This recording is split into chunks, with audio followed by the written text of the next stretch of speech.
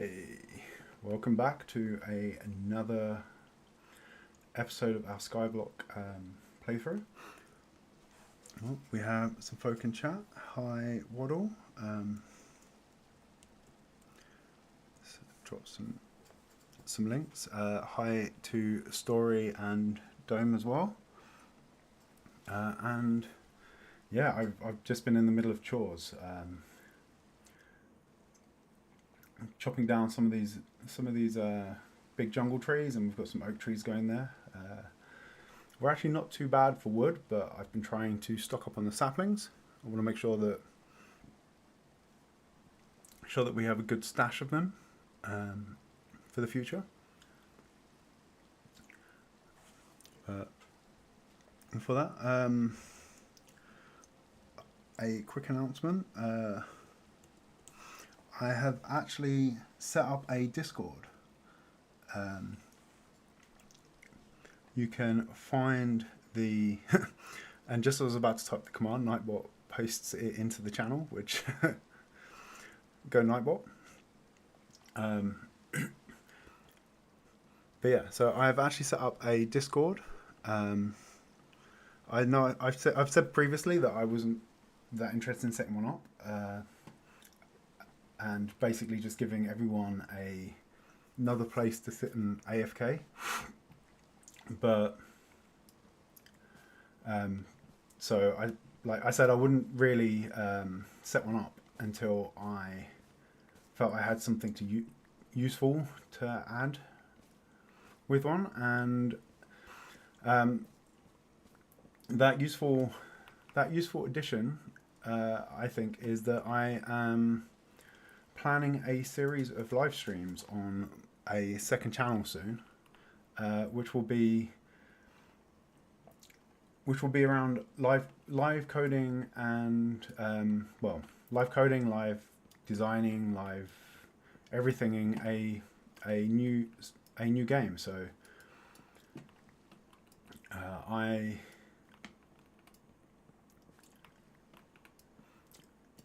not I'm not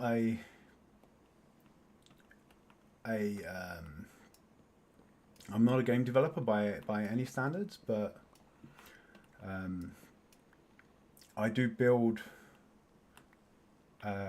complex systems in code for a living. So, but when I first learned to program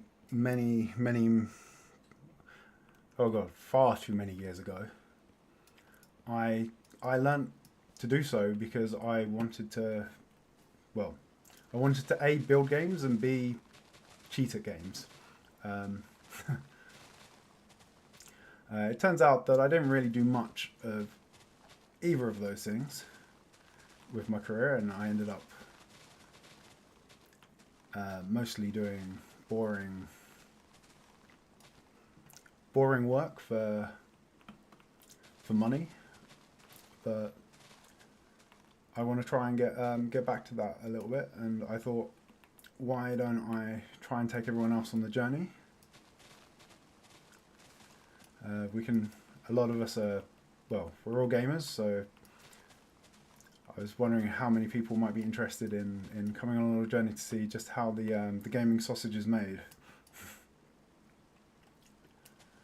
And yeah, so there's going to be a lot of learning. I said I am a programmer by trade, but I'm going to try and pick up a new programming language while doing this as well, just so that it sort of evens the playing field a bit. So hopefully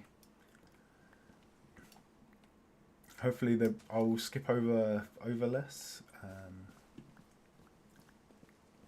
And yeah, so if any of that is interesting, or if you just want to catch notifications for these streams, then give the Discord a look, and I will use that to keep everyone up to date on this new project. But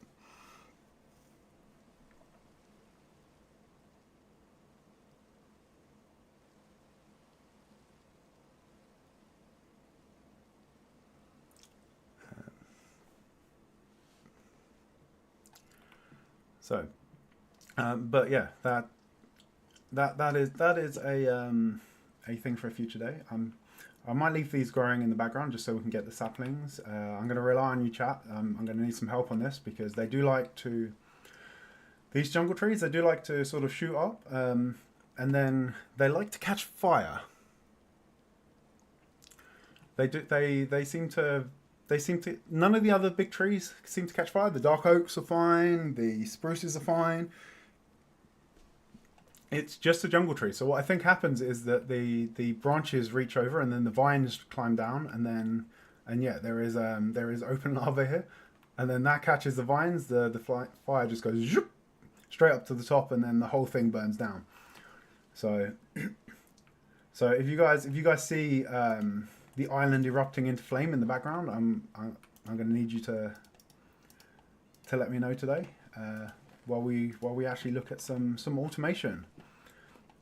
So this is one other thing that while we were off, while I was off camera between the two streams, I was actually watching a really chilled Valheim stream from Matt's gaming channel. I'll drop a link to him in the chat if Nightbot wants to behave.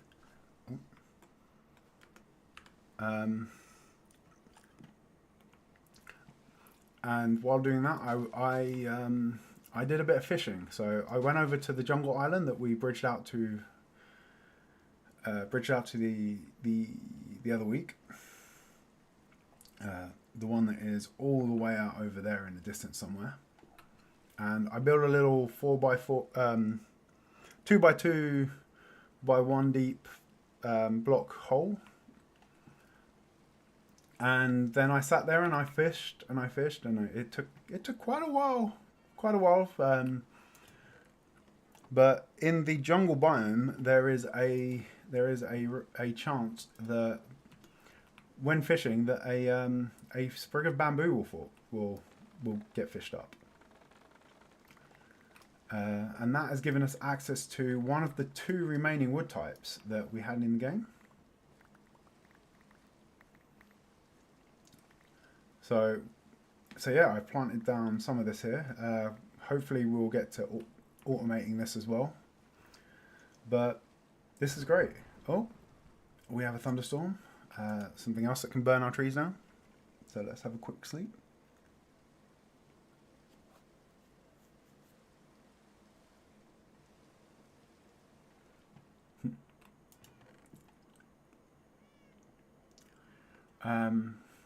But yeah, so one of the things that comes with that is between the renewable bamboo we now have and the look at this. I don't understand why, but for some reason the melons in this world like to grow so that they overlap the stalk of the neighboring one, and it is highly annoying. I'm gonna need to. Where is the... Oh, do I not have a non-silk touch axe? Okay. Let's do this the hard way. Yeah, the melons like to grow so that they overlap. They sort of destroy the neighbouring one's stalk.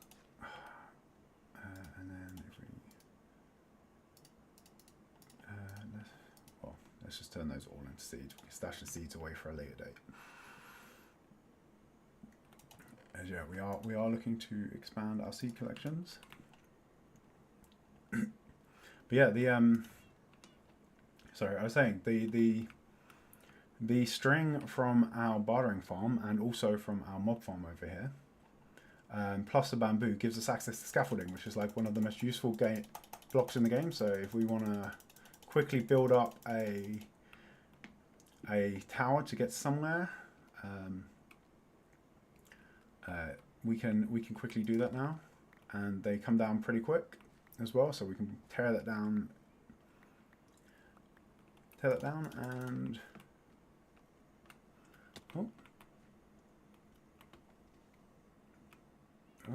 and yeah, so we can also bridge out to the side.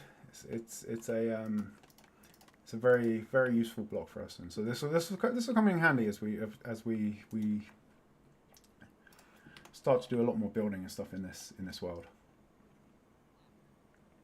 Let's put this sugarcane and melon away, and yeah, so I've already started to harvest a fair bit of the bamboo. And then I've been turning the leftover into blocks. Actually, what have we got? 1, 2, 3, 4, 5, 6, 7, 8. So we've got 8 there. We'll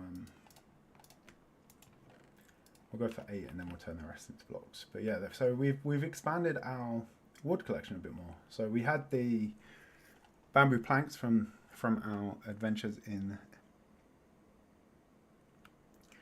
the trial chamber, but we didn't actually have the bamboo wood, strip bamboo wood, or the bamboo wood wood blocks themselves. So yeah, so yeah, it's like, yeah, sorry, I fished out a new sapling in inverted commas, because it's not really a sapling, but you get the raw bamboo.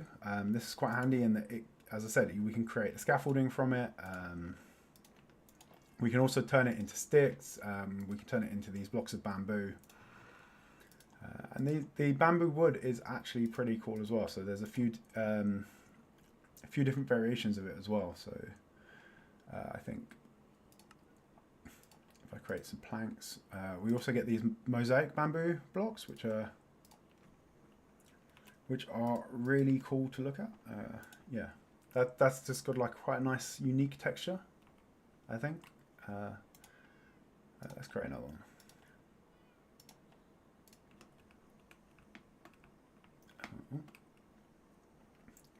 But yeah, I really like the texture to this one. I think it's pretty cool, and I think it makes for a good floor.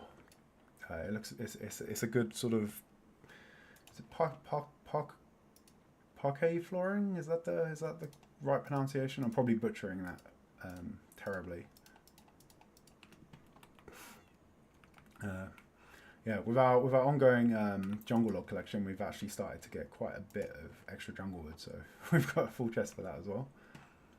But yeah, so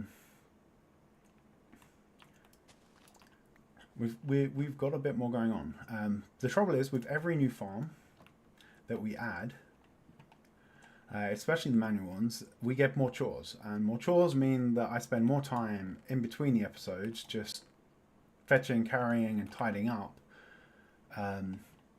rather than being able to work on some of our other projects. So we have got quite a few sticks here, actually. So I feel like there is a Fletcher's table in this guy's future, which is something else that we now have, actually.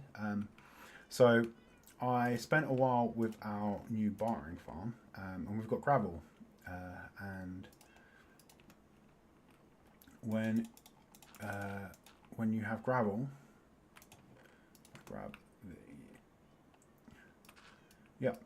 when you have gravel and a fortune shovel, you're pretty much guaranteed that you're going to get flint. And flint is a important ingredient in several things. We can use it to make a flint and steel, which means that we can light our nether portals. I've already gone ahead and done that, so we now have... if I'm going to go running around the nether, let me quickly drop the valuables off in our chests so that they are safe.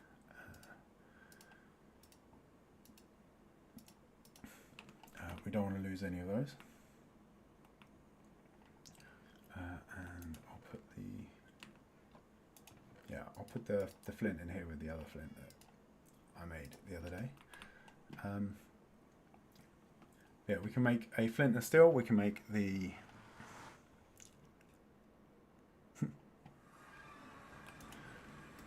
and the joy of this is that we can use this to easily create to relight the nether portal if we need to, and to light other fires.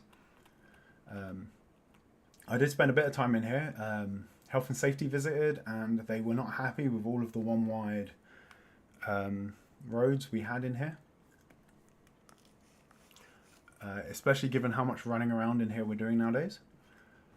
So these are all now 3 wide, which means our chances of falling into the void with a full inventory full of valuables, as we did at the end of the, I think it was the stream before last, is considerably less likely.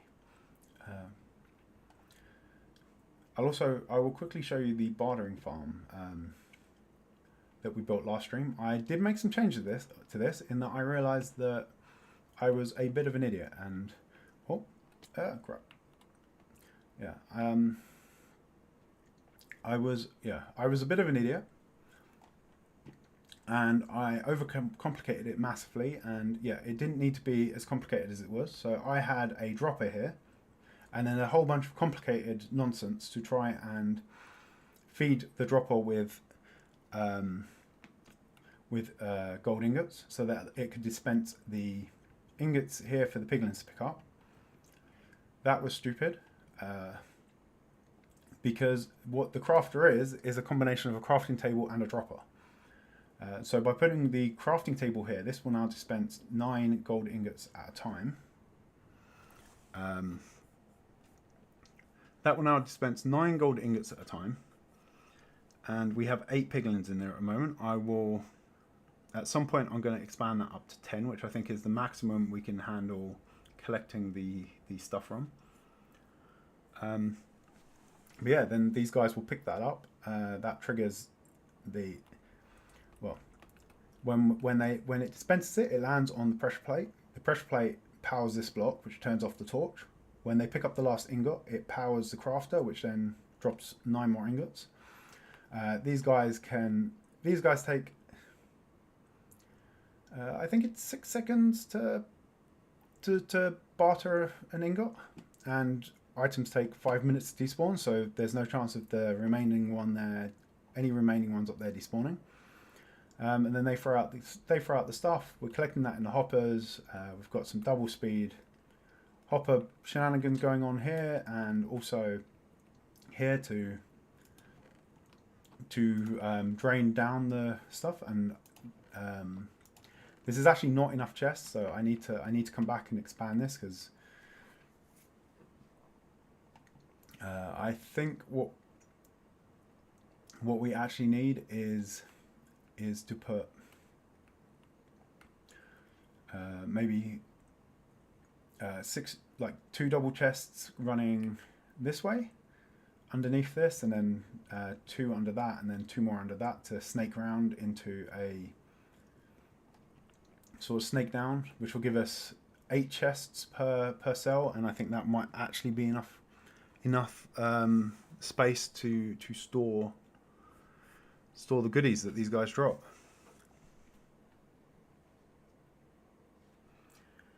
But yeah, so yeah, I did winding them up. Sorry, I was doing pretty well on them. I think I've only fallen off once. But when I did fall off, we lost some valuables, and considering that we are mostly going to be moving like ridiculous amounts of gold from the gold farm that we can just about see in the distance there, all the way down here and over to this bartering farm, that felt important, as well as moving goods from here back to the main base. But we have this. I've had to go a bit excessive on the storage here, right? If we look at this, so we have got quite a lot of different items out of the bartering farm. So we've got the spectral arrows that they drop. These are pretty cool. What these do is they light up the enemy that they hit, so they sort of highlight them, and you can see them through other blocks and spot them in a crowd and such. And we've got quite a lot of these. We've got leather as well. We've got a fair amount of crying obsidian, and a fair amount of obsidian as well. I've actually taken a little bit of that up to the main island. We have so much gravel. To the point that I'm having to expand the storage to this out of our reach. And the same for the blackstone. The blackstone we have a lot of. The quartz. So the quartz we've got a fair amount of. And this is just maybe a double chest worth of gold blocks that have gone through the system. And we just have so much. We now have so much resources, right? So we've got all of these nether bricks. We're probably never going to actually have to cook any netherrack again.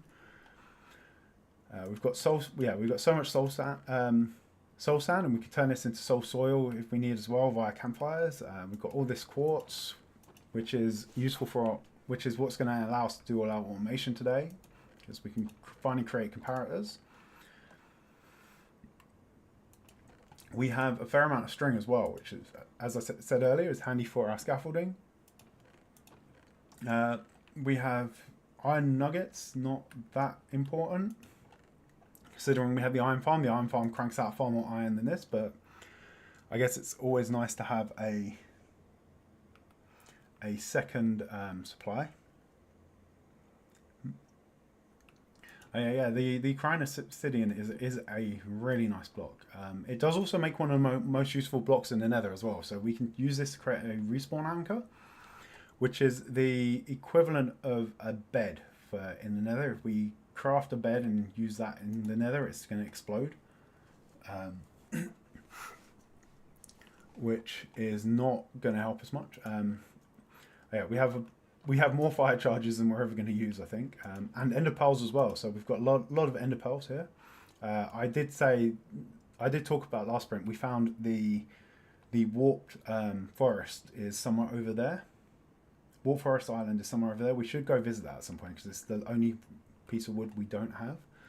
I did say about maybe building some sort of Enderman farm thing in the Warped Forest, but I don't think we're going to need it at the moment. And I've taken some of these as well, and I've used them to make the ender chest. And the ender chest allows us to stash our goodies away, and we can access that from anywhere we have an ender chest. So there's now one of those at the gold farm. There's one over there in the magma cream farm. There's one here in the bartering farm. And I've also got one in the main base in the overworld. We've got some fire resist potions. I'm not sure we need these. I've mostly been throwing them away, to be honest, because they are level 1. Upgrading them all, we might upgrade them, but upgrade them and use them when we go over into the Nether Fortress again, because we will need to go and restock on blaze rods at some point.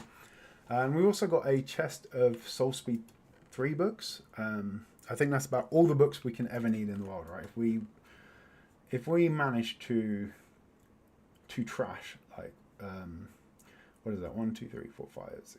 It's 9 by 6, so 6 9s is 54,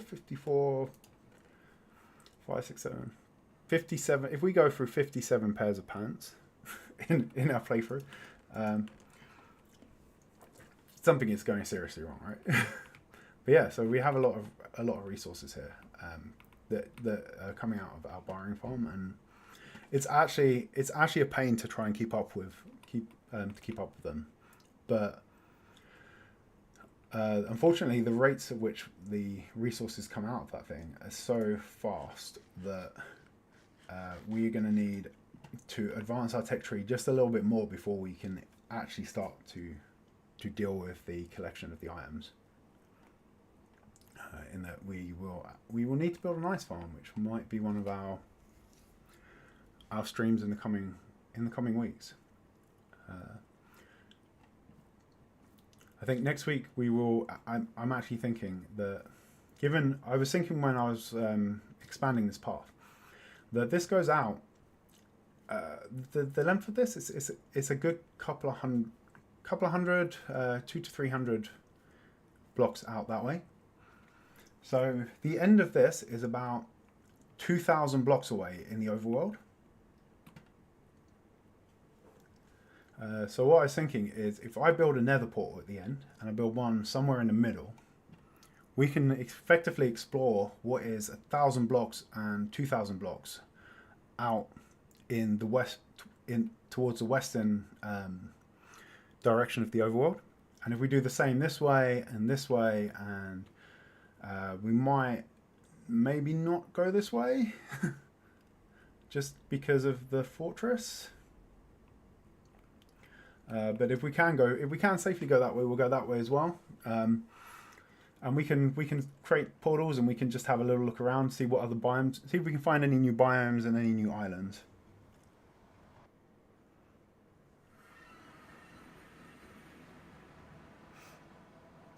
Yeah. But yeah. So yeah, we will need to get the nylium from the warp forest. We already actually have the warp mushrooms because they spawn on the crimson nylium as well. We just can't grow them on here. So if we get some of that, we can quickly we can maybe make a second platform for warp trees, and we can grow them on there. But yeah, so the other thing that we actually unlocked in our last stream was, because of the quartz, I did bring some up. Here we go. That's what we want. We have a bunch of new blocks that we can add to our little wall of our little palette of blocks we have available to us. So if I grab blackstone and quartz, and we're going to need some stone. Okay. So yeah, Story was saying the crying obsidian is a nice block. This is the crying obsidian, and yeah, it is a really cool block. I'm thinking I might fill in the corners of the nether portal with it as well, just to make it actually square, and give it a bit of character. But yeah, so with the blocks that we have, one of the things we can make is a block of quartz. Okay,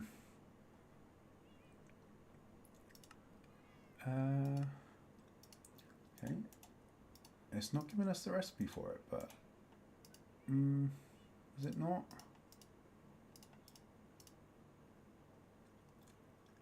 I thought it was quartz and stone. Is it cobblestone?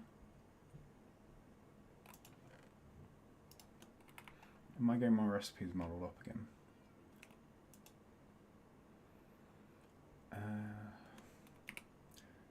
Is it cobblestone? Yes, it is. Okay, that makes more sense. Right. So this is a standard vanilla Minecraft recipe as well. So it's not even part of the special recipes we have for unobtainable materials in Skyblock. You can do this in vanilla. I don't know why you would in the most part, because diorite and things are abundant, but we can get diorite. Let's actually create a little bit more of that, and you'll see why in a sec. Because when we did the is that not the same recipe? Okay. The more we learn. So we can also make, using quartz, we can turn diorite into granite, or granite, even. Let's actually go with all of this, because we want to keep some of that. And wait, has that changed? I thought it was granite into. Okay, let's create some more diorite. We can go into andesite as well. Okay, that's a lot cheaper than I thought it was. Okay,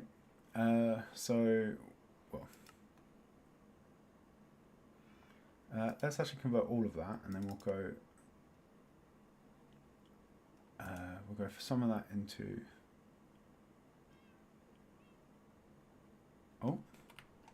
I used all my quartz, didn't I? That was well, we have a bit more. We can go, and we have a lot more in the thing. In the bartering farm, we can go collect some there. So we're going to want a bit of granite, of granite. And we want a stash of the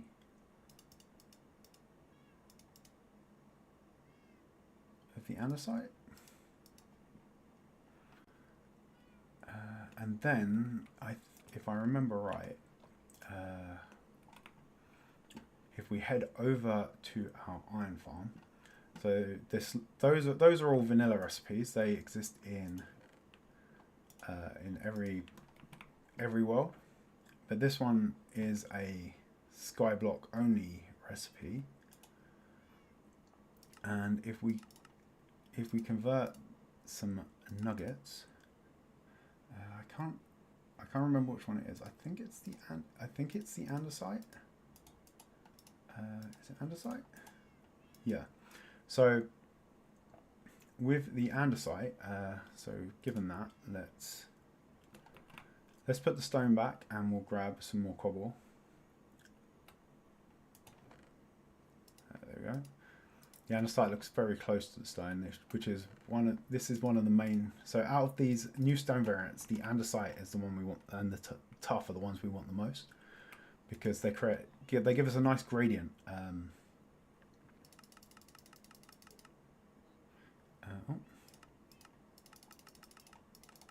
So let's take 8 of those, and then we will break down this into some more nuggets.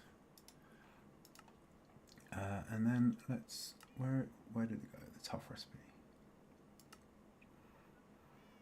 Alright, it's not showing. We're going to have to do this the old-fashioned way. Let's take half of those there, half of those there. And we have tough. Tough is that there, as I said, is a Skyblock specific recipe. But from these blocks, we can also get polished andesite.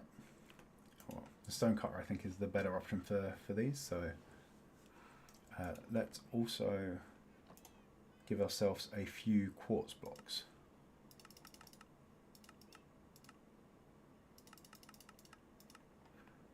Okay, we can get rid of the iron now. Let's convert. Too shy of well, 2 extras left over to gum up the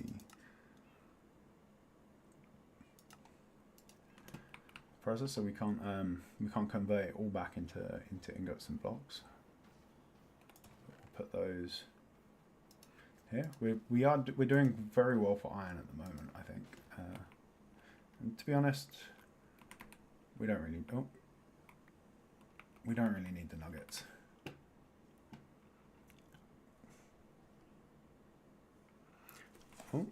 Oh, welcome in, Captain Crumbs. I joined Captain Crumbs and Splash of Pain on this past Sunday for the finale of their Minecraft series, which was a lot of fun. It involved a lot of spleefing and a lot of TNT. So if you haven't already seen it, I really recommend going and giving that a look. Yeah, okay, here we go. So we can use the quartz. We can make chiseled quartz, quartz bricks, and I think if we put a quartz in here as well, yep, we'll get fancy quartz. While we're here, we'll put an andesite in, and a granite, and a diorite. Oh, smooth quartz is already done. Are there any variations of smooth quartz? No, there's no. Okay, so we've got quartz family, andesite. We can also get polished andesite.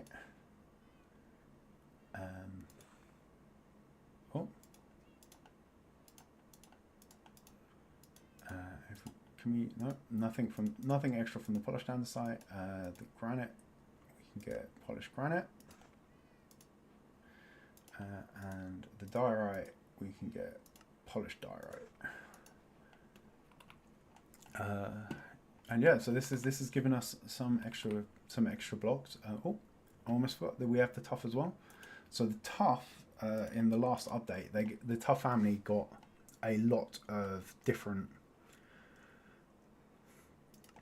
styles. So we have chiseled tuff, we have chiseled tuff bricks, polished tuff, we have tuff bricks, and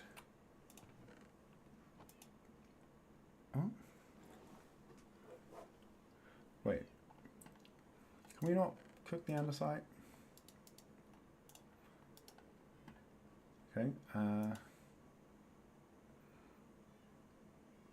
I thought we could cook the andesite, but can we cook the tuff?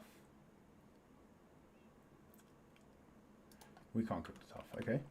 Well, it's still giving us a bunch of new blocks to play with. Let's get some food in our bellies so that we can actually move around faster than snail space. I think we can do the blackstone though, right? No? Let's carve that up in here instead. So the blackstone also gives us a bunch of variants. So we've got the chiseled, we've got the polished, and we've got the bricks, and we've got stairs and walls of each of those as well. So if we come over to our wall of variants, so yeah, I left a gap here for the blackstone. So let's put that in. I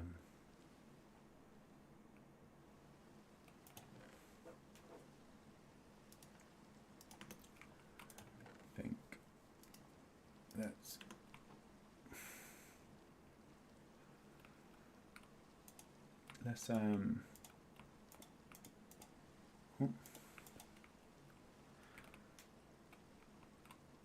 I was going to say, let's give ourselves a way up and down.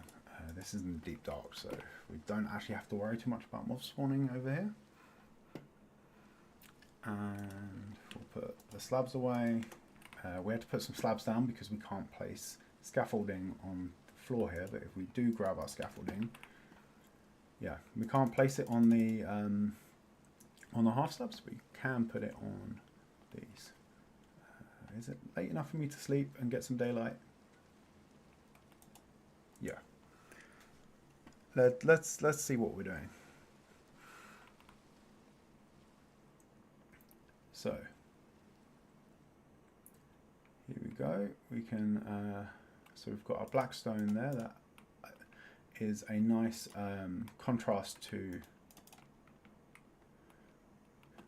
the deep slate we got the other week.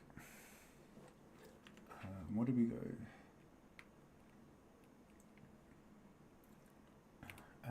Let's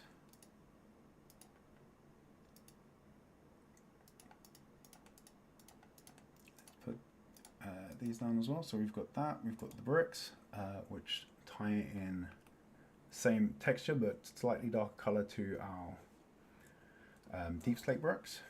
We've got the polished one, which is actually slightly different in texture, and then we've got the chiseled variant, which, as I said, for the deep slate we got a creeper. I think that's a creeper face, and then for the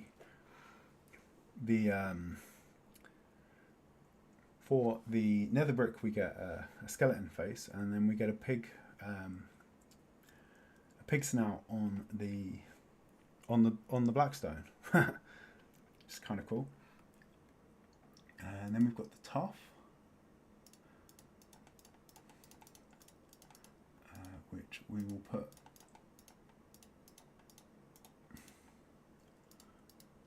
let's see.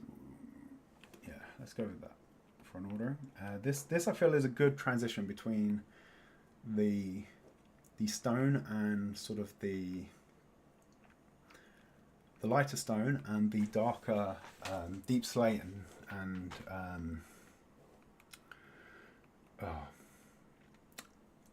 basalt. I know how words work. Let's get ourselves up here a bit. So what are we going to do? We can go. Actually, I want to put the bricks next to each other so that we can see them better. Just grab our silky pickaxe.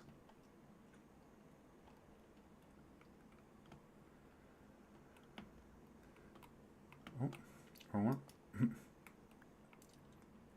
Yeah, this has like a weird green sort of hinge to it though. So it sort of sits in the middle a bit, but it's also a bit green, so it sort of ties in quite well with the mossy, I think.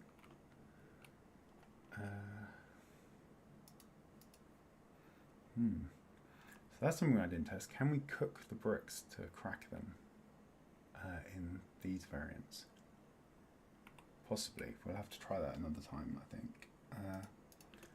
So let's put down, we've got our polished tuff, we've got our chisel tuff, which has this sort of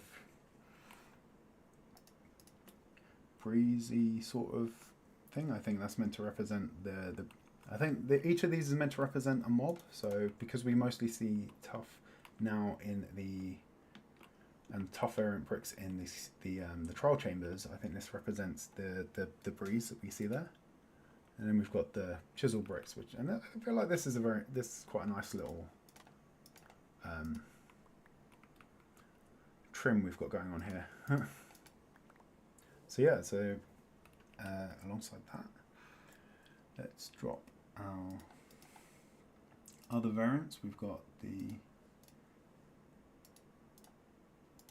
let's go with the andesite first, then go diorite, and then actually let's go andesite and granite, which is the two that we might actually use. Andesite first, sorry.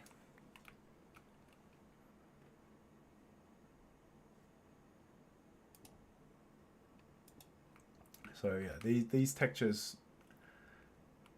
No, hang on. I'll do the granite first, because then we'll be able to see the andesite and the stone next to each other. So yeah, so the andesite gives us an ever so slightly more highlighted color. So as I said, when we come to building out this massive island, we're probably going to use a bunch of this.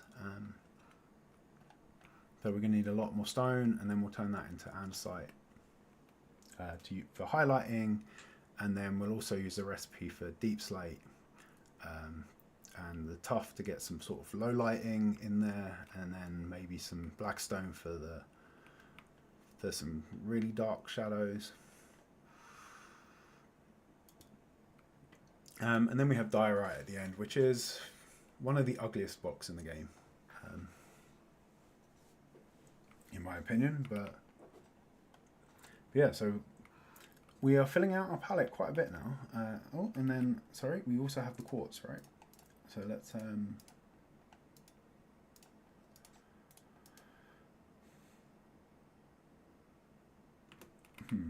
feel like we're missing a bunch of the quartz. So there's also quartz columns.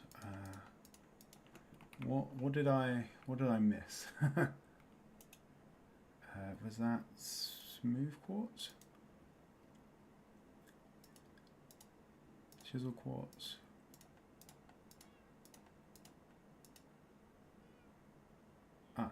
Quartz pillar. There we go. Where's that? That's just a block of quartz. Okay.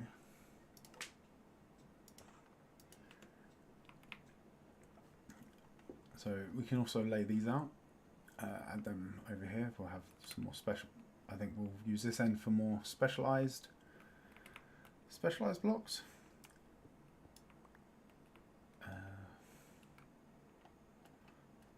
Give ourselves a way up, and then we want the regular quartz block at the bottom, the chisel quartz.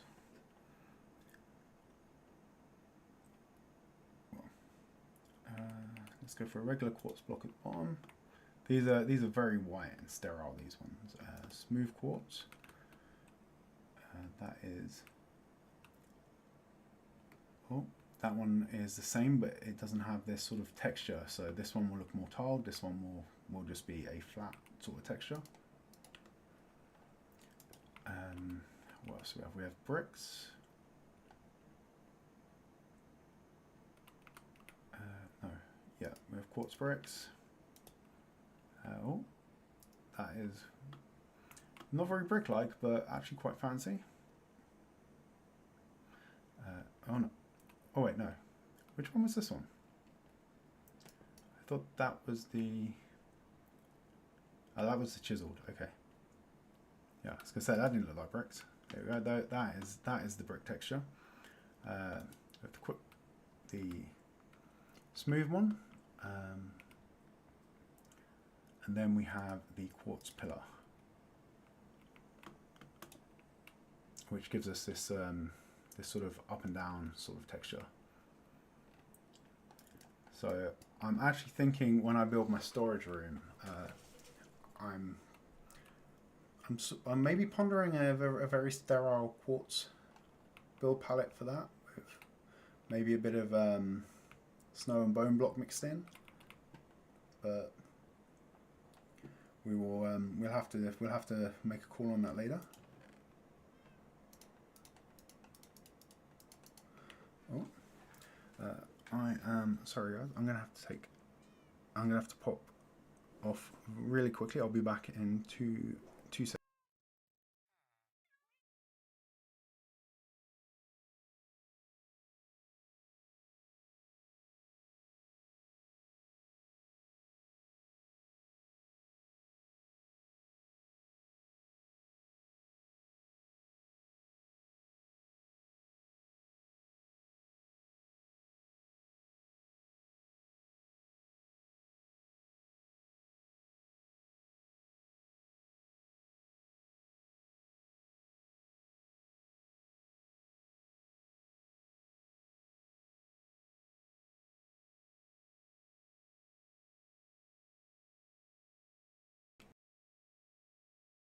Oh, and we're back.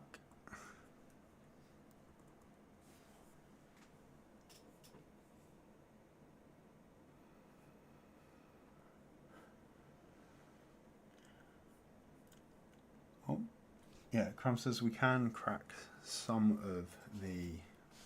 We can crack some of these. We can crack the. We can crack the blackstone bricks. We can also crack the tiles and the deep slate bricks. We've already got the cracked variation of the stone bricks.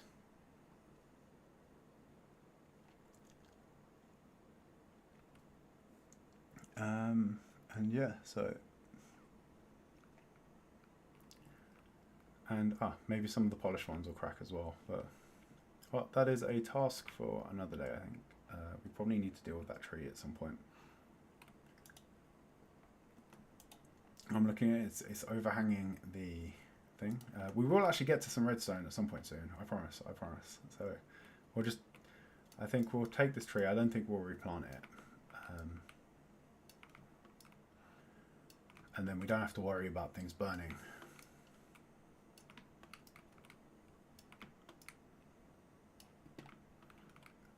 Oh, I need a hoe to grab the saplings as well. Sorry. Let's drop that in. Let's depot. We don't need the scaffolding anymore.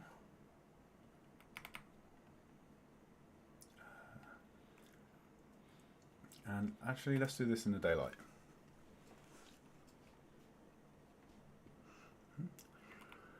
We're not sending any animals anywhere. Well, no animals have been hurt in the creation of this series. Have you witnessed a single animal death in the entirety of the series so far?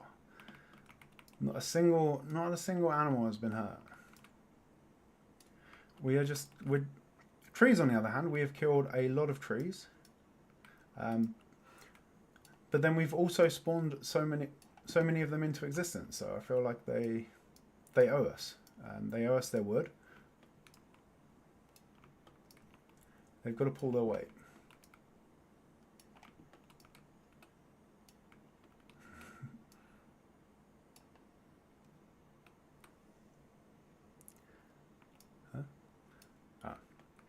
No, the be right back screen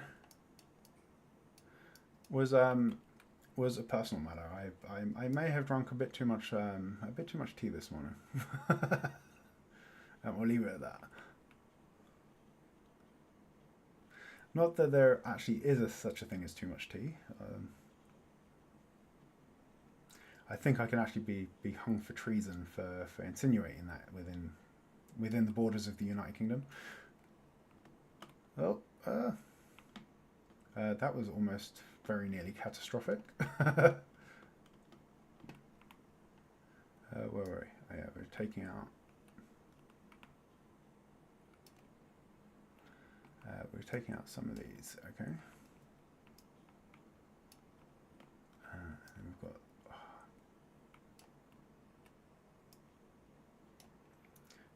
We have some held up over here.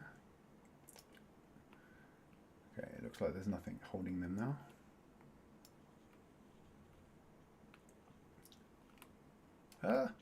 Whoops.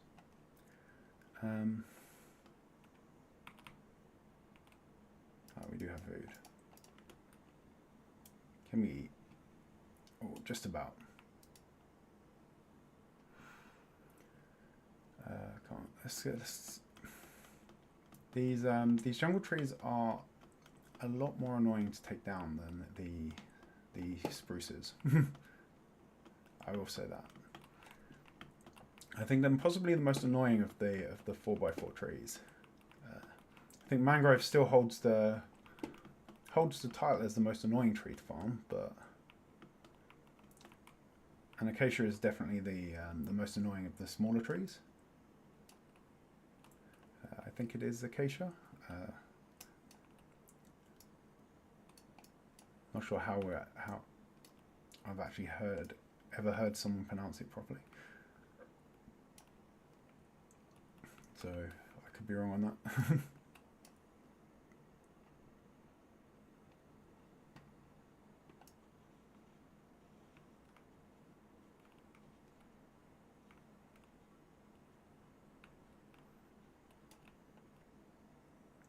But yeah, these are very very annoying. There's all these little spindly bits that go out on the sides, and the dark oaks have that. But often you can sort of reach the spindly bits from the dark oak from the floor, so they're not that bad.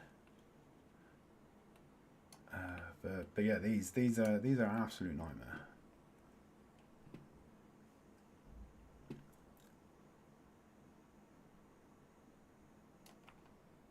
But they do sit quite nicely in our build, in our gradient of wood type. So I feel like it's kind of worth it. All right, we'll dump the saplings in there. That's it. Nothing's going to catch fire. Okay, now to some redstoning, I think. Oh no, that is not the chest our stuff goes in. Okay, so we're gonna want to pickaxe for this, I think, and then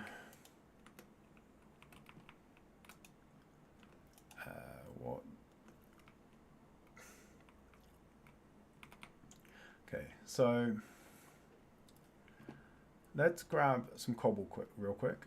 And I think we're going to close off the mob spawner for now, so that we can do a little bit of work on it. So cobble is here.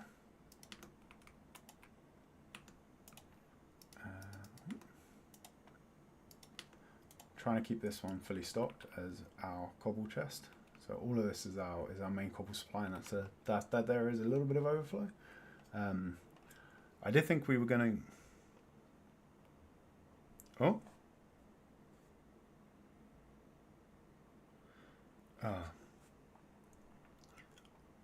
Okay, I will learn how to stream at some point. I'm sorry about that. So all you missed out on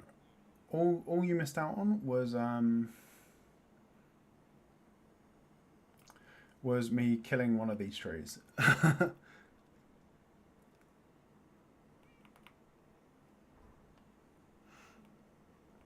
we go. I'm a professional, folks. Okay, so we're gonna block this off. That is going to stop the mobs getting down. Oh, we're going to need our sword.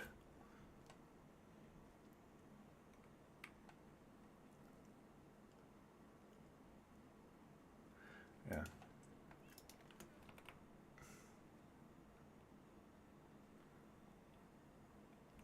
Yeah, sorry about that.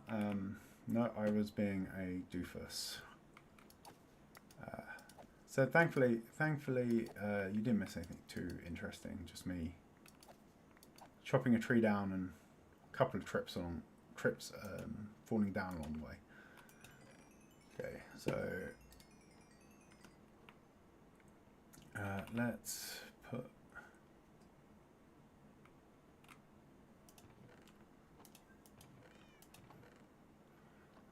Let's put some stuff away for now. Because we need to clear out. That's full. Okay. We're going to need to give the mob farm a bit of a tight clear out, and then we will hopefully never have to deal with it again.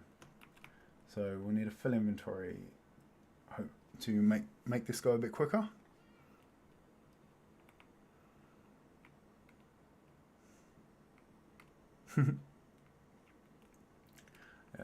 What I was saying, she did the same thing last night. And yeah, I think it's a really easy thing to. I think it's probably the most common screw up on a stream, right? Is forgetting to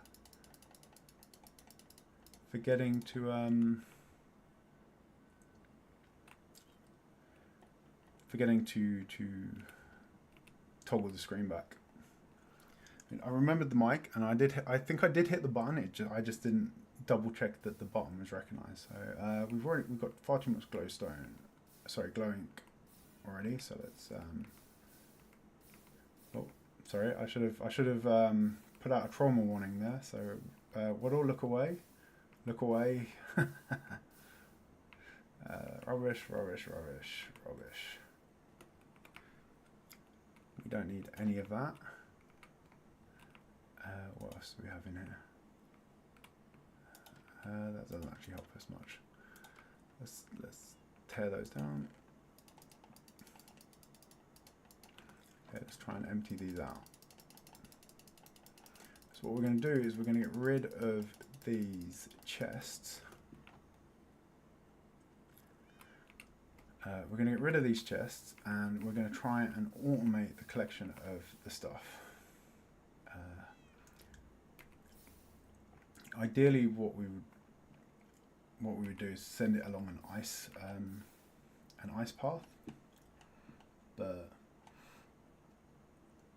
we don't really have the ice for that. We might be able to do it entirely with a water stream, so we'll have to check that.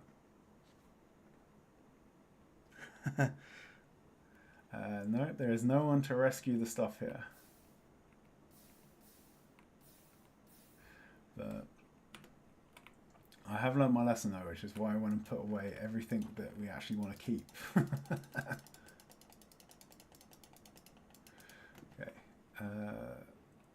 I wish there was a command to just grab everything in the chest. I know we can sort of shift click entire types of item, but when it ends up a bit scattered like that, it's not helpful.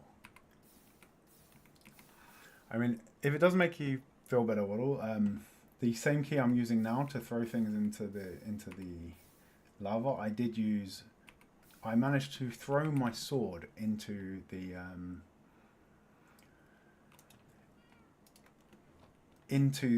abyss.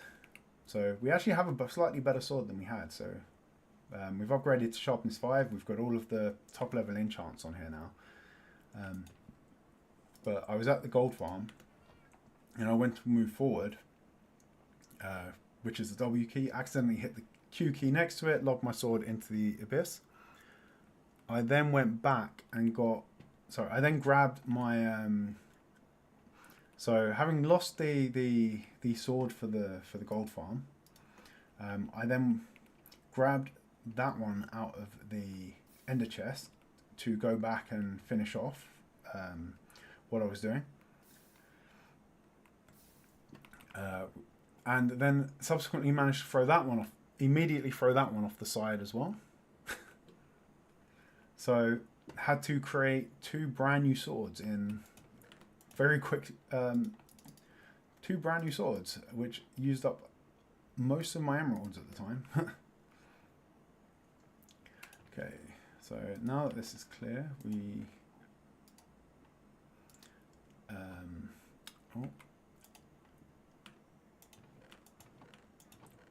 string.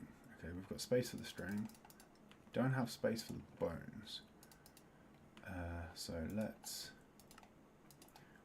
convert those into bone meal, and then we'll convert those into bone blocks, and we can store the bone blocks.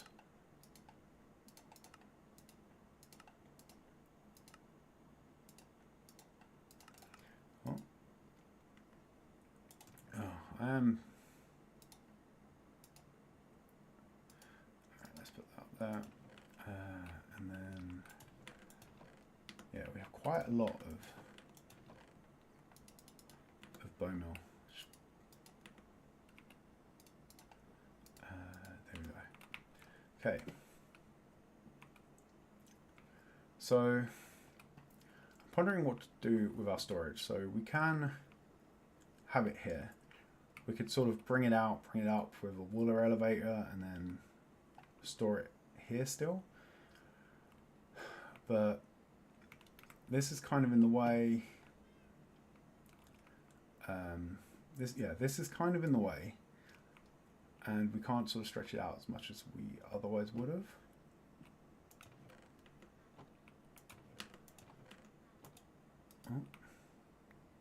So, although we could probably fit it into the same space.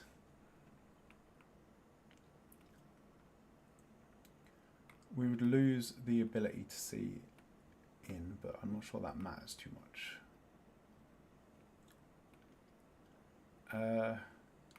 Yeah, I think maybe we'll do that then. So we'll bring the items up here, and then we'll come across here, and we'll have our storage system here, and we'll just have a bunch of chests facing this way, so that we can see the stuff that we can then get access to the stuff from it. So what does that mean? First up, we are going to let's quickly grab a axe and a pickaxe. And then I'm going to I did bring soul sand up, didn't I? Yes. Okay, so we're going to want 4 soul sand. And some logs. So let's use the massive stash of spruce that we have.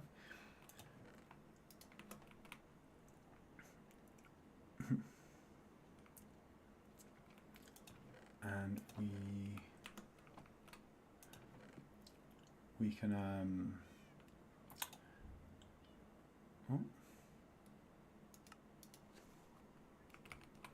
And what we want to create is some soul campfires. So that is soil.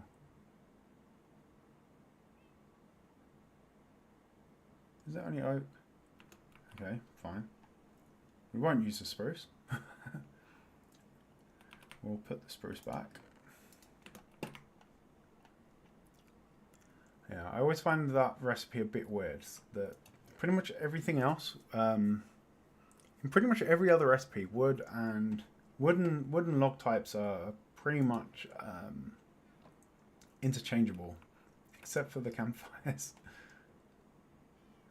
So what do we have? We have oak. There we go. So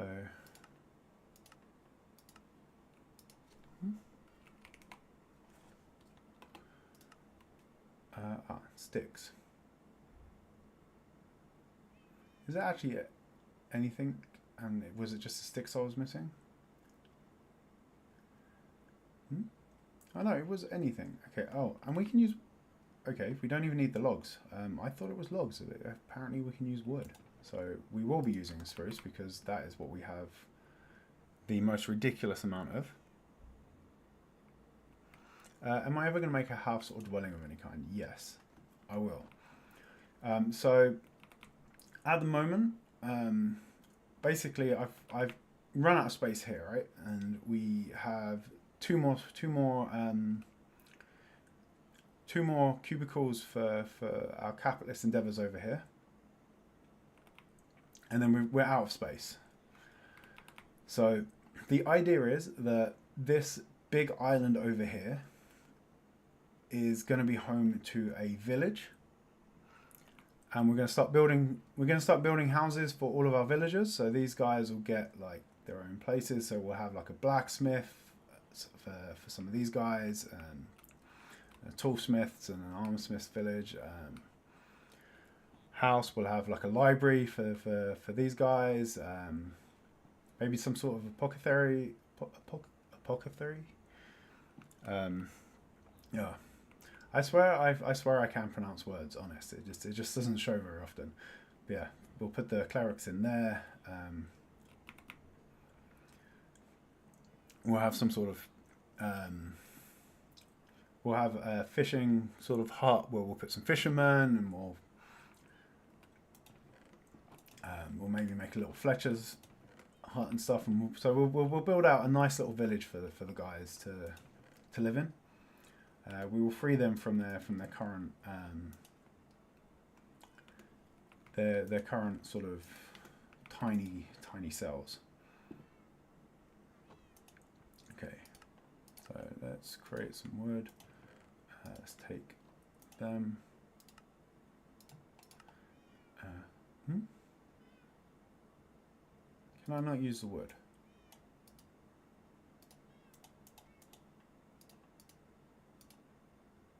No.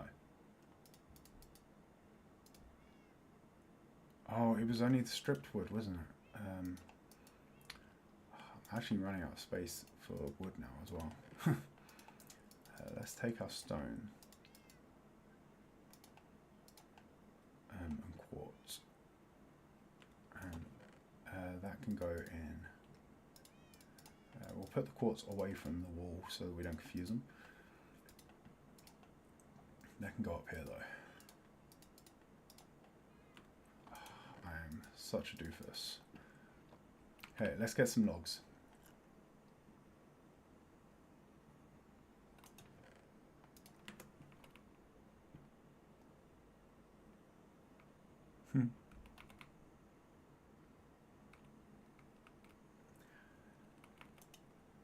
Yeah, okay.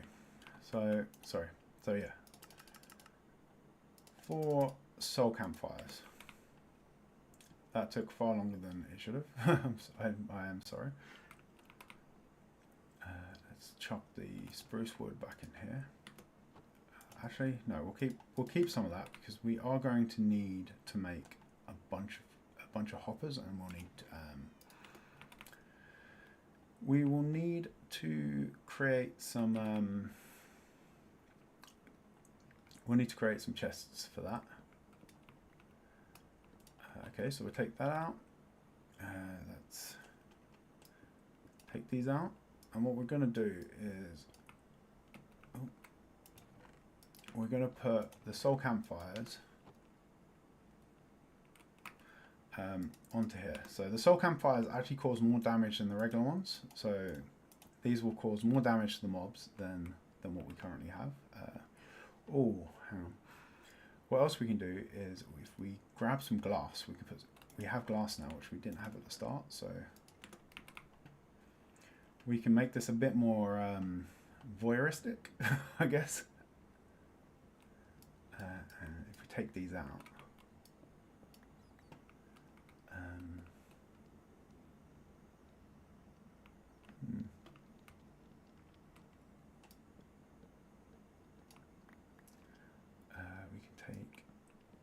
we'll take this trim off actually.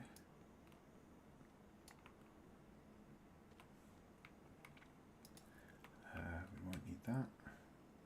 Let's put it on there for now, just to make sure that this is lit up. There we go. And then if we go like that, if we take out these ones as well,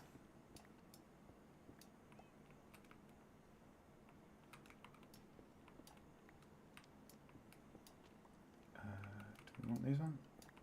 Yeah, let's take those out as well.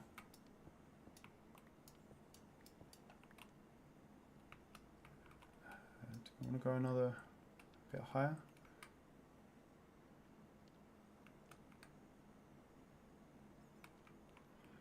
We could probably take this path down in the future, I guess, because we're not going to we don't need to really shut it off to get mobs out of here anymore. And then if we put in the glass here, we want a couple of these down there.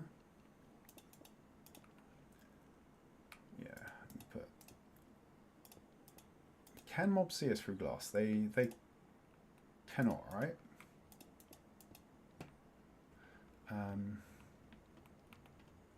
This could be catastrophic. We did get a new cat, so we do have a new Siamese cat here. We already have one Siamese cat over in the cat collection, so this one is now on creeper watch to try and scare the creepers away from. Okay. So now these guys come down. They get hurt. If we're here, and they die.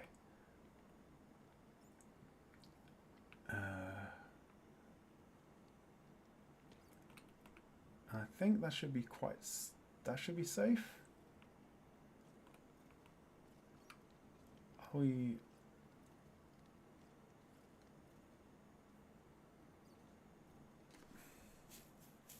Yeah. And because everything's at 1 health when it lands, so the fire just kills it instantly anyway.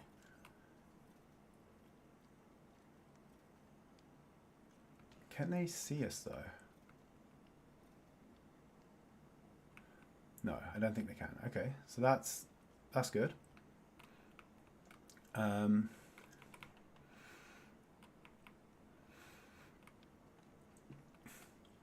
So that's going to collect the goods. And then what we're going to want is to come somewhere around here. We're going to want to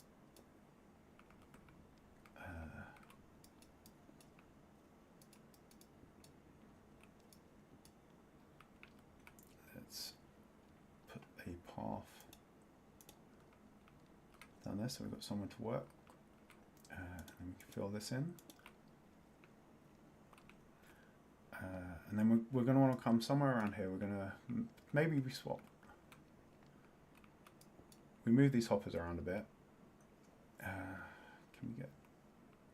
I think ideally we want to be a bit lower than this. Let's grab a bucket of water and we can go down a bit.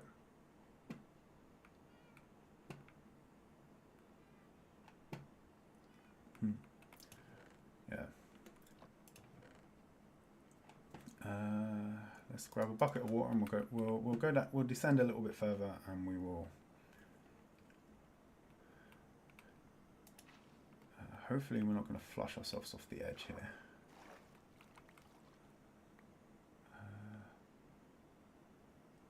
Grab any blocks that are left down here. I think we got everything. Okay, so we want to come up here a bit and maybe put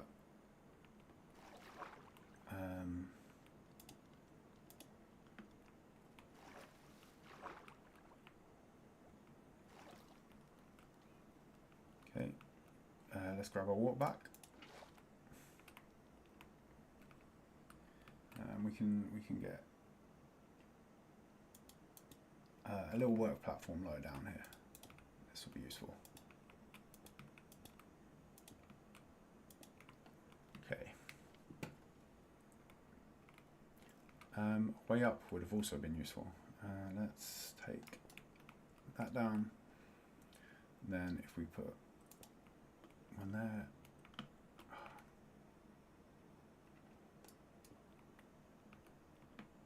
No, still not enough to get up.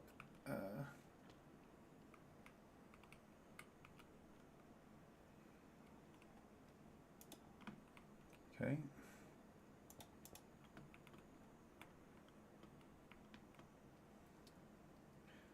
I'm making a mess here, as usual.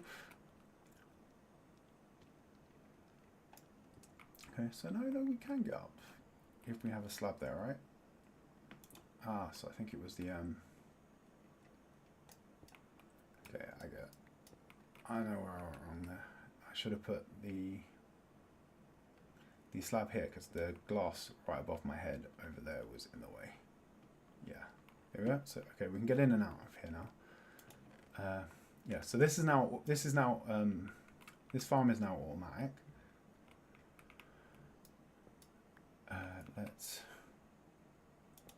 But this will be the interesting one. If I take out this hopper, yes, okay, so the flames, the fire will stay where it is. So we'll probably end up burning a few materials for the time being while we sort this out.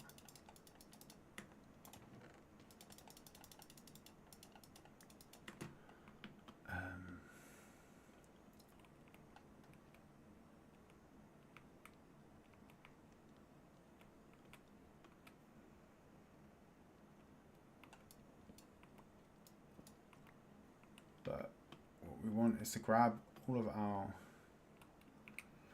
let's put the double chest down here so we can fill it with crap. So we're going to want to grab the items, and then we're going to want to push them into a dropper. So let's get one of those first.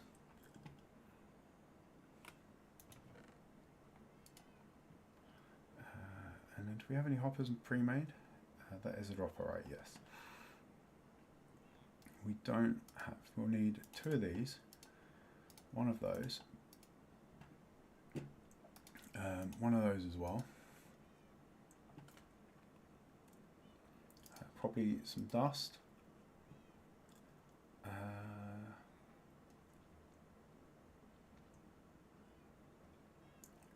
I think that should be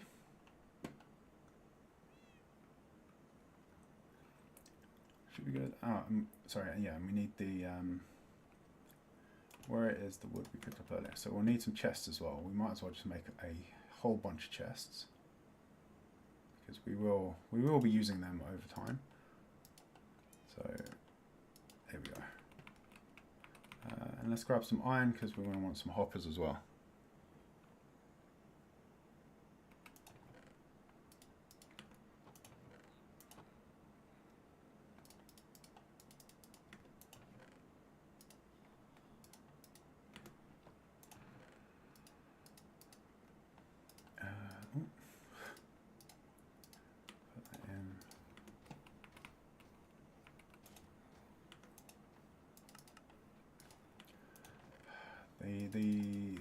The iron farm is something else we should probably automate.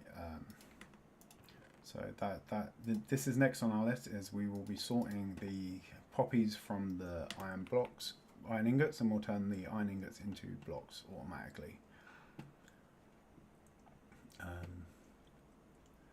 Just so that we don't have to worry about.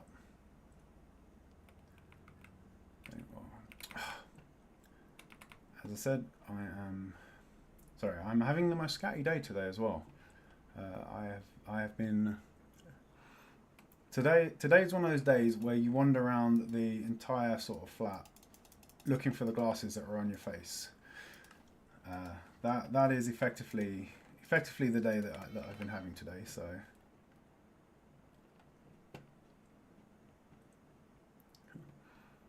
It has been a very scatty time. So let's grab some hoppers, and we have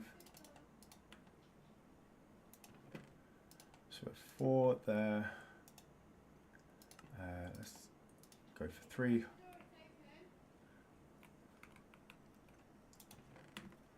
3 hoppers.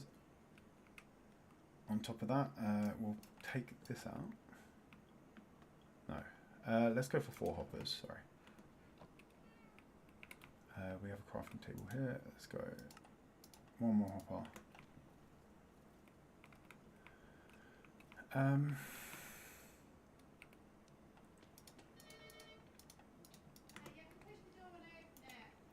Okay, so we'll go with those, and then we want to have a dropper here. So let's just put this chest here as a temporary block, and then we'll put the dropper facing out, and then we'll take the chest out, and then we will run those in that way. Actually, let us grab one more. Let's grab 1 more hopper. And we'll do that because what we can then do is run 1 in that side, and we'll run this side down. So anything falling on this side will get pushed in this side of the dropper, and anything on this side will get pushed in that side of the dropper, which will give us a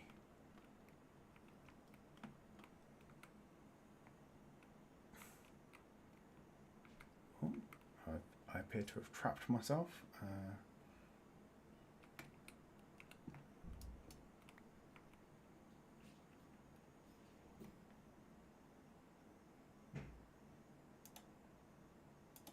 There we go. Okay, we're out. So this should be funneling everything into the dropper now.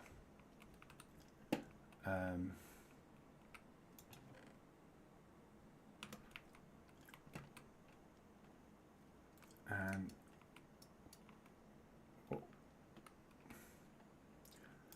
what we'll do is we'll put a double chest there for now. So that'll be where our goods land. Do I still have slabs? I do. Okay. And then what we want to do is get down here and... Can I reach that from up here? Yes, just about. Let's drop down here.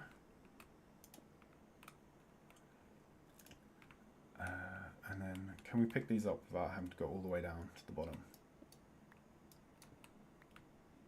It's cool. We'll get 1 down.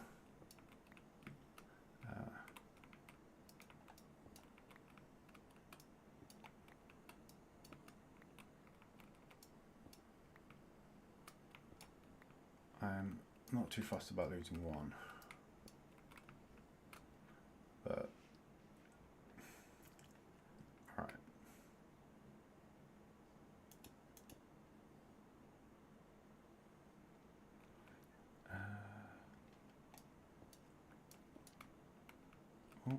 Actually, there goes another one.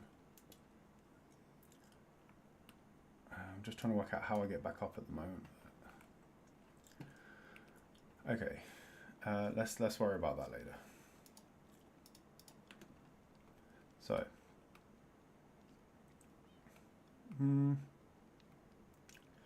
Oh.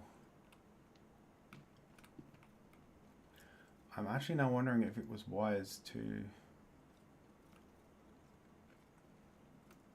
No, we can do this. Okay. So what we're going to need is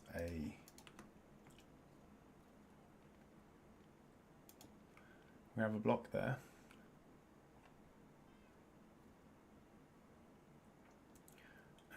And then we need to come over a bit.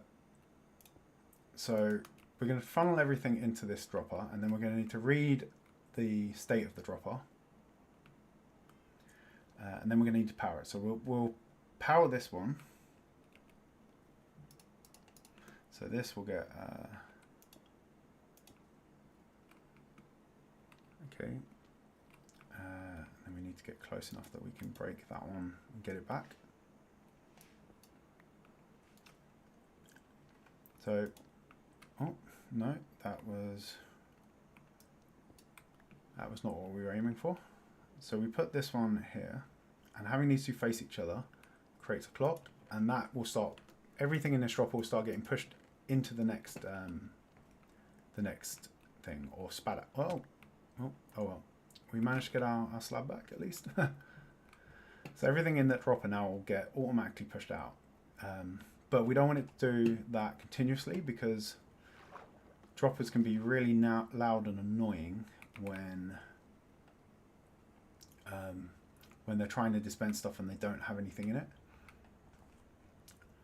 So we want to be able to turn it off when it's not in use.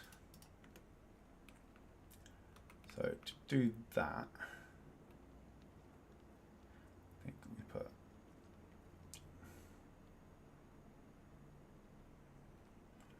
I don't have a way back up at the moment, do I? I need to get a couple more bits from the surface, I think.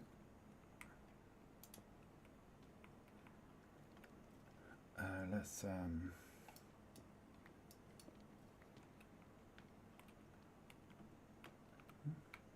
that's too high.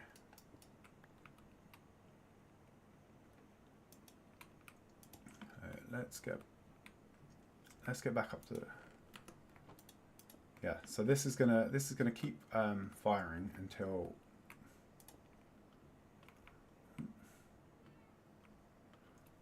we run out of items. And once this is empty, I'll try and demonstrate that by... Yeah, so when there's nothing in there, we get this annoying clicking sound that you can hear there, which we don't want. Oh, I still have the poppies from the iron farm. Let me go and compost them quickly. Do we have food? Yes, it's in this chest, isn't it? I could have sworn I had food in there.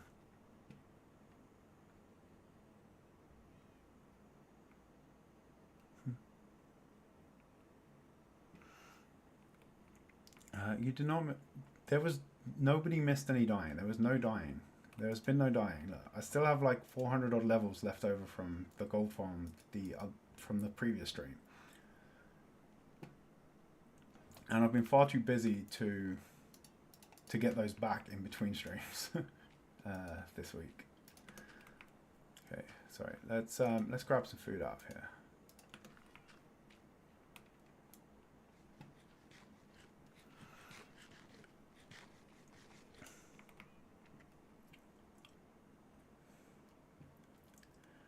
There has been some falls, but there has not been, and some fails, but there has not been any deaths yet this stream.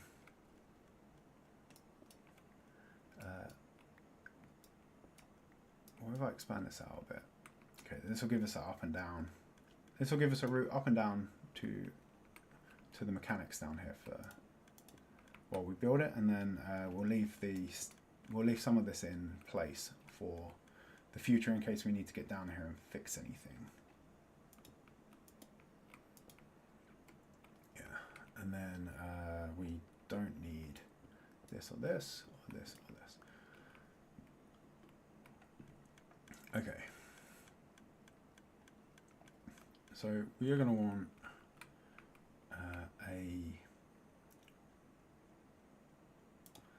full block there as a temporary block. We're going to want a piston there.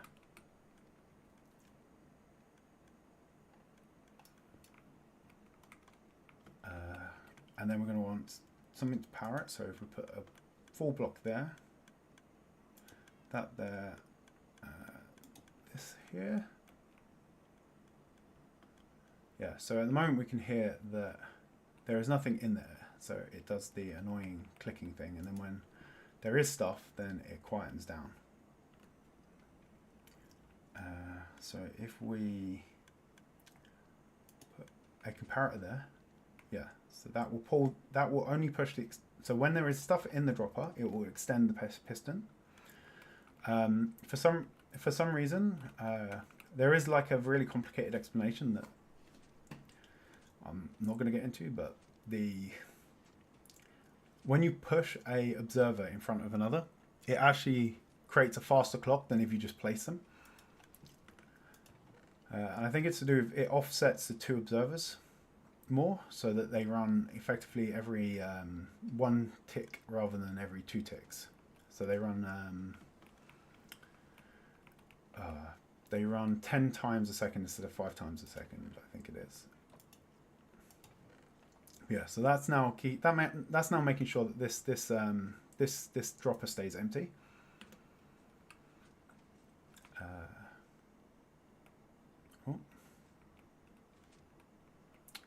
That was done. Okay, let's break this a sec. We'll put it back. Actually, let's clear up after ourselves a bit. So,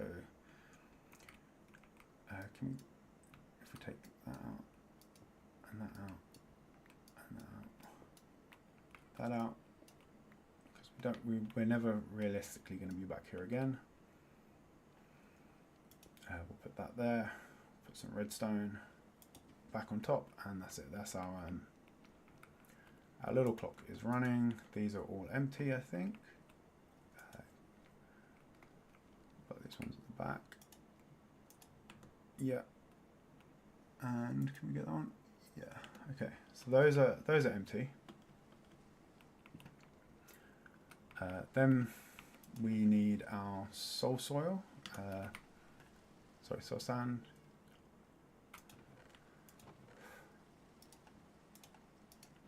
Is it soul sand or soil for a bubble column? I guess we will find out the hard way if we've got this wrong. Oh, and I probably should have left those slabs there just for one, ever so slightly longer. Where's our water bucket? Can we get down without trashing the redstone? Because water and redstone do not mix. Yes, okay. And we'll put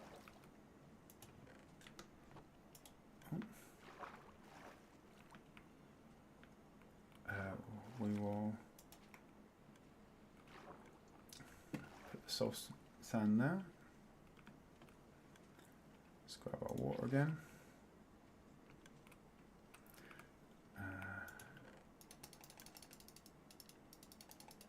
Let's clear up some of the stuff here because we want to take this chest out.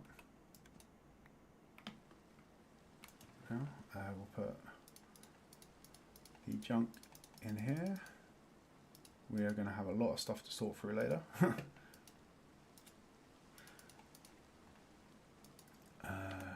Okay.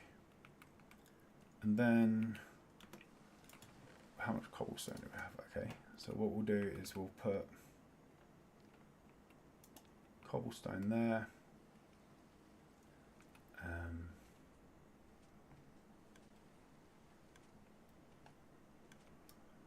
Actually, we'll take this out now. Oh,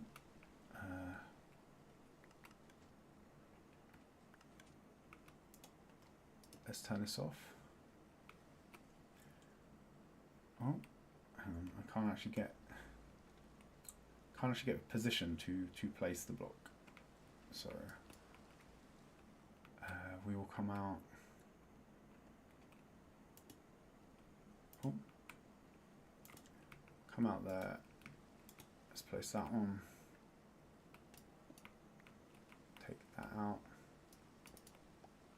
that out. Can we pick this one back up? No.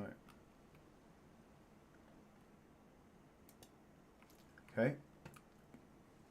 So when we put, let's test we've got the right type of soul sand, soil, etc. here. You'd think by now I would remember which is which, but no, it's the other one we need. All right. So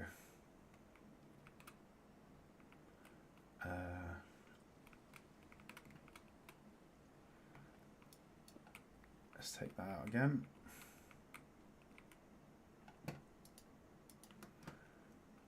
We'll put a slab. And then we'll go and convert. Do we actually have any soil already made?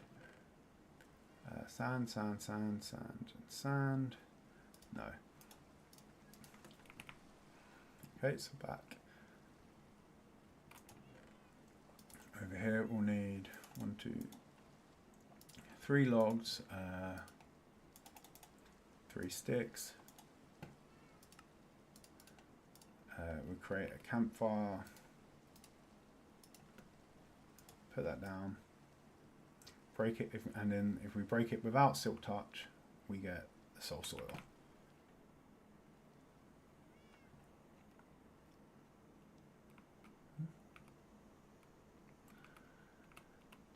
Okay. So we put that down there. Oh, goodbye slab. Put that there. We'll quickly fill in this section with actual blocks.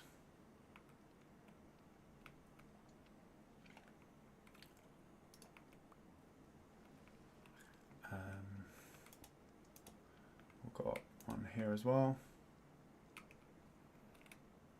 And then if we put the dot of redstone back on to this, it will start spitting things out into the hole there.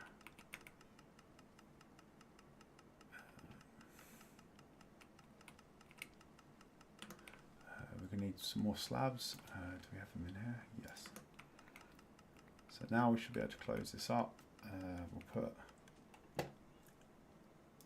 We'll put a safety slab just here for in case we try and get down and we choose the wrong spot. And yeah, okay. So everything's now getting spat out into there. And then we want to go 1, 2, 3, 4, 5. So we want to go 5 tall on glass next, I think. So do we have 15 glass? We'll clear out some of this again. No, we have 2 glass on us, so let's go get some more glass.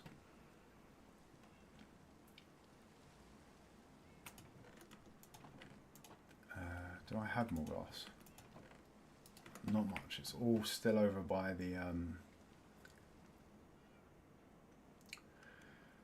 gold farm. So here we go. 1, 2, 3, 4, 5. Actually, we'll go one more.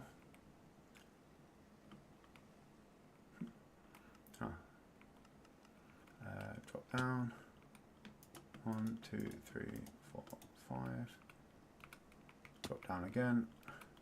1, 2, 3, 4, 5. We probably want to make sure we have a bucket of water on us now, because we're going to fall into that hole at some point. Alright. And now the hard bit comes, actually, because we're going to want to empty a lot of these chests. I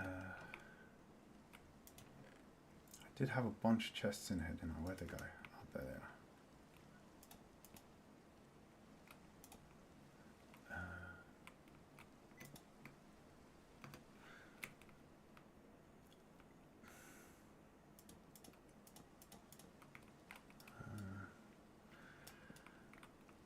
So only come this far over.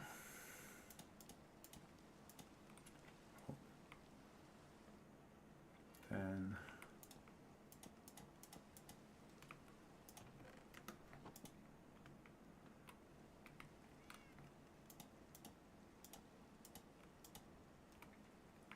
okay. So we'll start by these are mostly miscellaneous chests, so we'll clear these out quickly.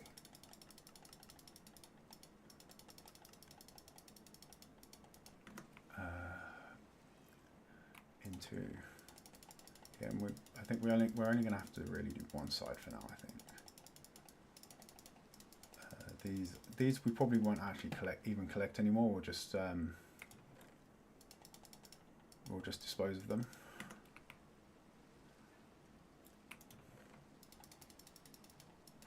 We don't really need the bows. I mean, we could use them for dispensers, but we have so many sticks. Well, we have so many bows already, and then we have so many sticks, and so we have unlimited string, so we can just, if we do need them, we can just craft up a bunch.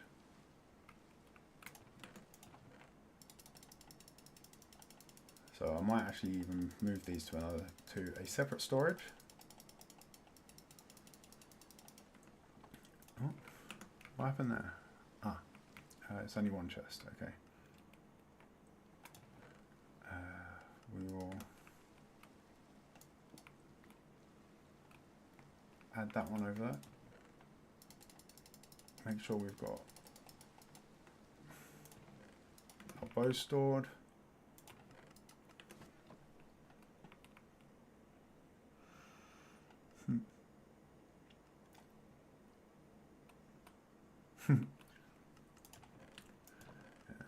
Crumbs demands explosions, mayhem, end time, level mayhem, but I don't know. Maybe we can just leave that for.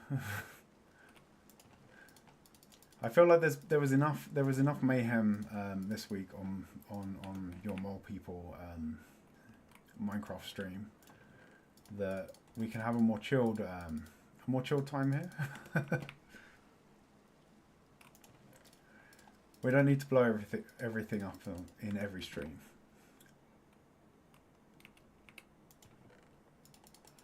Okay, we've got this is general stuff.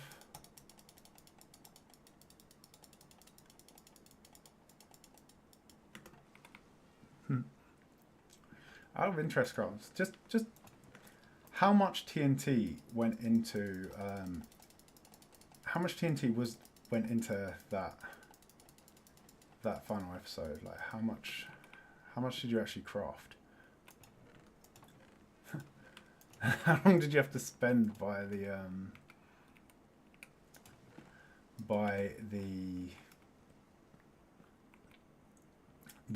creeper farm to get the gunpowder for it?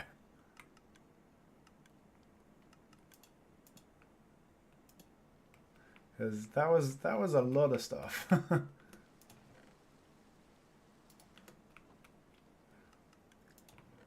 I'm guessing the sand duper I built over there came in quite handy.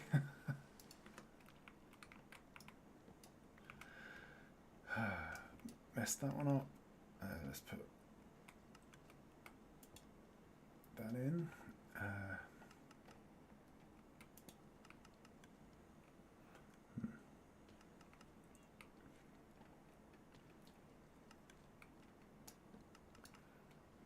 So we're going to move these out as well. I can actually do a second row of the chests, I think.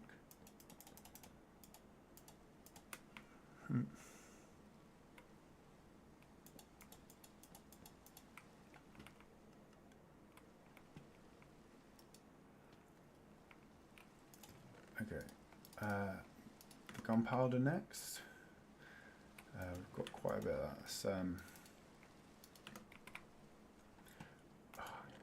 I should have really cleared these out ahead of time, I think. Would have saved us a bunch of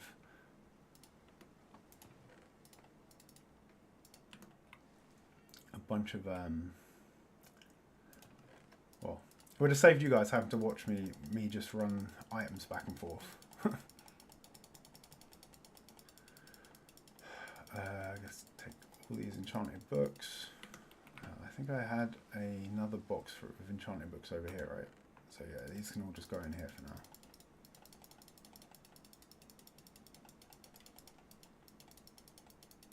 Yeah. We'll get on to the interesting bit in just a sec. Once these chests are out, I might start on the feed. So maybe we will we'll just get it filtering out one item for now and disposing of everything else, and then we'll expand from there. I'll expand from there off camera till it's collecting everything in. I don't wanna make you guys have to sit through dismantling all of the storage. Okay.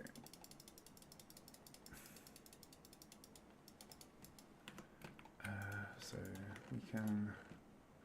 Oh, we've got the arrows. Do we have space over here? Okay, those can go in there. We'll take those as well.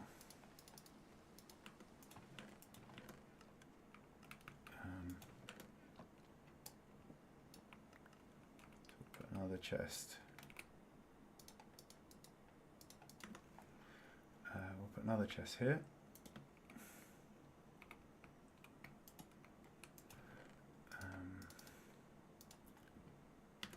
Wait, why do I have redstone in my offhand? What happened to my torches? Oh, crap. How many arrows do I have? Surely we have enough arrows just here for us to close out the entire world, right? Are we going to use? How many double chests of arrows do you think we're going to use in this world in its entirety? At some point, we will manage to. I don't know. We'll get like a stray farm going, and strays are or a bog farm, which are skeleton types that variations of the skeleton that from other biomes that drop arrows of slowness and poison arrows, which will be far more useful for our day-to-day use if we have an unlimited supply of those than these regular ones. But let's take those. Okay, cool. So we've got some space to work with now. Let's take these out. And I did build this up, but actually I think I'm going to take this out again. Oh, there is quite a lot of stuff down there now.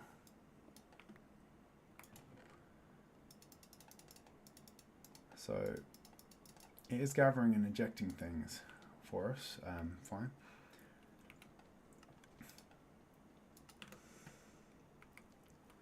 Cool. Have a good night, Story. And thank you thank you for being here. It's like, I know it's quite late for you.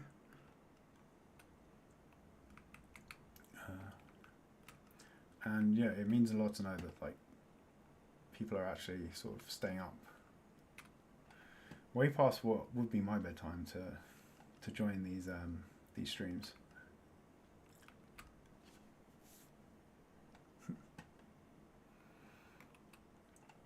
So we're going to want to bring stuff up here. And then we're going to want to run it into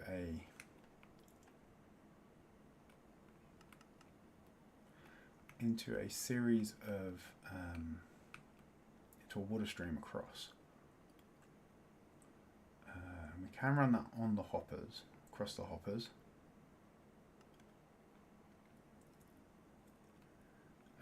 Yeah, I think until we get ice, that's probably the best option we have for this. So, okay, yeah. So the hoppers are going to sit here.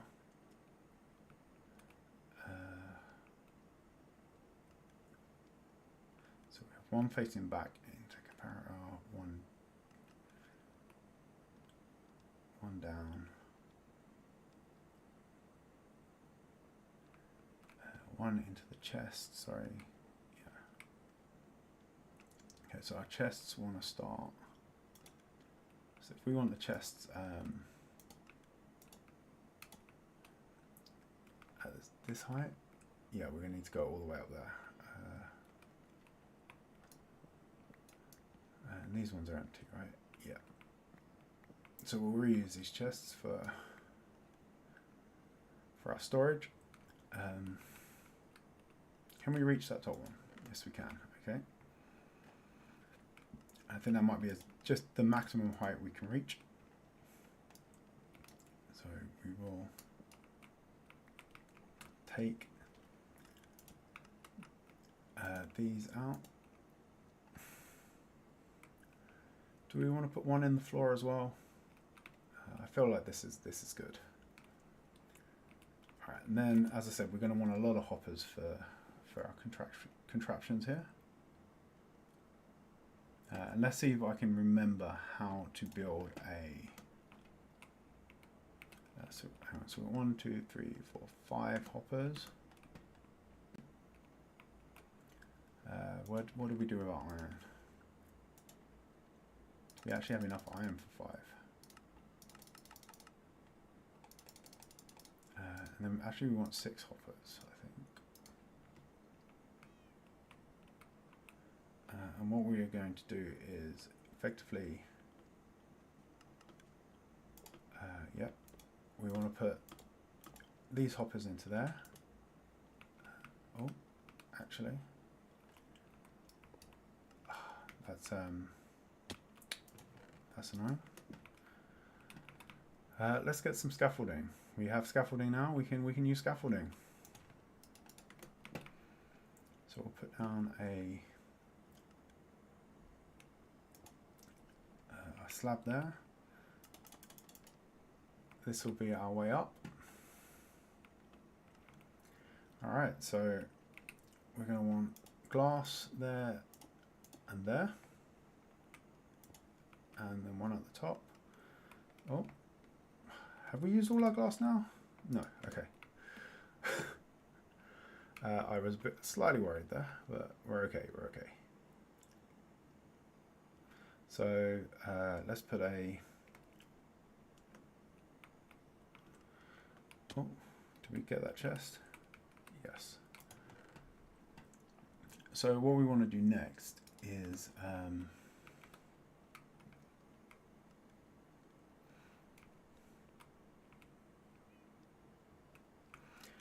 this is not, as I said, this is not the most ideal way of doing this, but we don't currently have any ice, so we're going to be a bit stuck on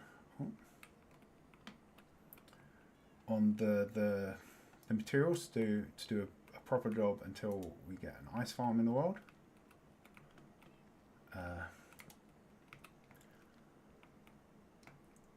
Which is also something we'll have, well, we might have to look at that soon. We've got a couple of biomes that we can, a couple of coal biomes available to us that we can use for that. And then, we've run out of iron. So the idea here is we're gonna automatically sort our items out, and we're gonna put them into chests without actually having to do anything ourselves. And to do that, we will need a water stream up to the top, and we can use kelp and bone meal to create that. The bone meal is in here, so we'll take. Actually, I had some over here, didn't I? Let's grab that instead. So what we'll do is we will create. Come on, get up that scaffolding. So we will create a. We'll create water here, and this will flow down, but it's not actual water sources. so it won't bubble up. And then we put our kelp in. Oh, let's get some air quick. And then we get the bone meal. Go down and we grow this up to the top. And then if we come down and take out this bottom one. Wait.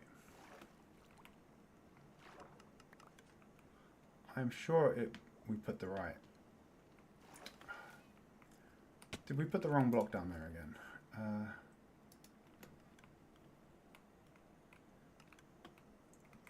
I was sure that we had the right one.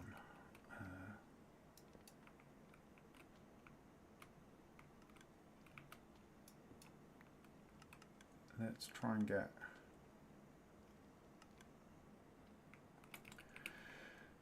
Let's try and get down there and swap it out again.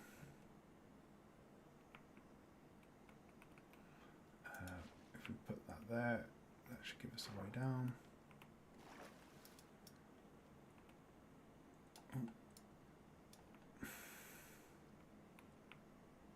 Right.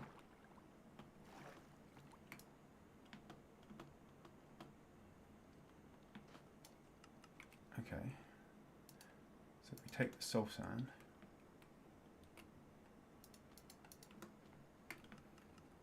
and we put,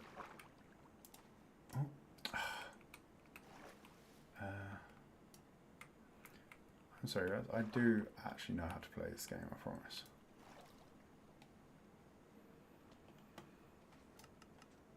Okay, so we had the soil. What is the soft sand? Where did the... Oh, we have a thunderstorm. We should probably go sleep through that before anything catches fire. Okay, so we'll come up here. We'll put that. Is that going to... That should give us a bubble column now. Within that glass. Yeah. Alright, so it was the soul sand. God knows where the soil went off to, but here we go. So now any item that gets ejected by the dropper gets shot up to the top here. These all sit up here.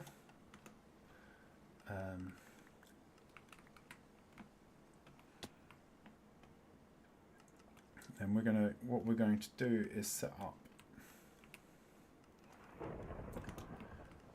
a redstone filter to ensure that only the stuff that we actually want is allowed to fall down into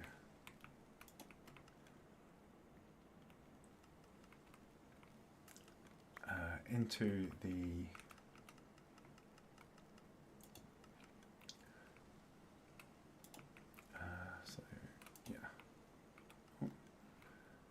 only the items we want are going to be allowed to pass through, and those will filter down into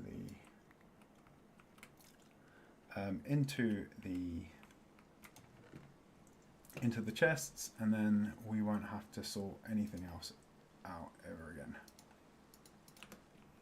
And then we will have a full set of chests with full of items.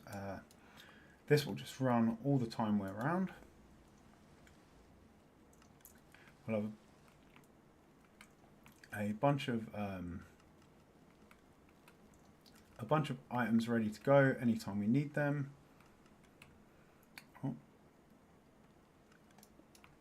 that needs to go.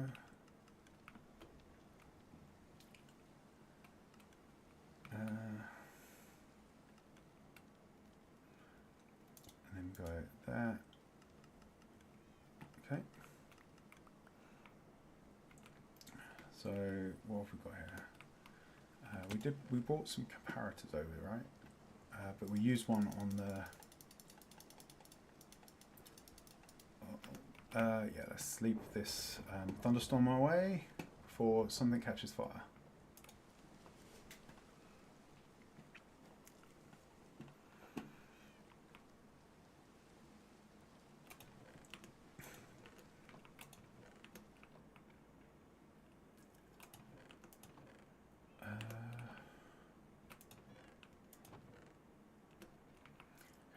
So comparators. We're going to need comparator, repeaters, and torches.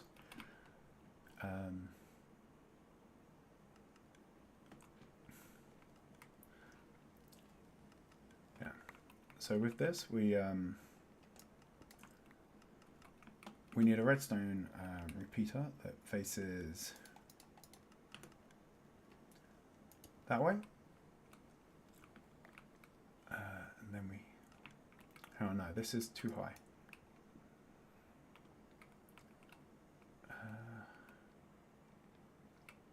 Oh, I messed that up, sorry. We need a redstone repeater, yeah, that faces that way. We have that up there.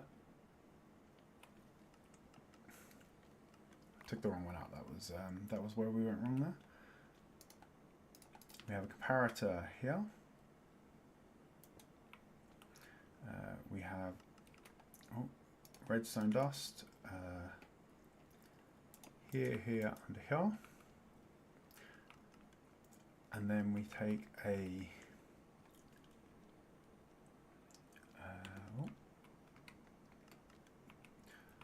we need one more hopper there. Oh, there it is.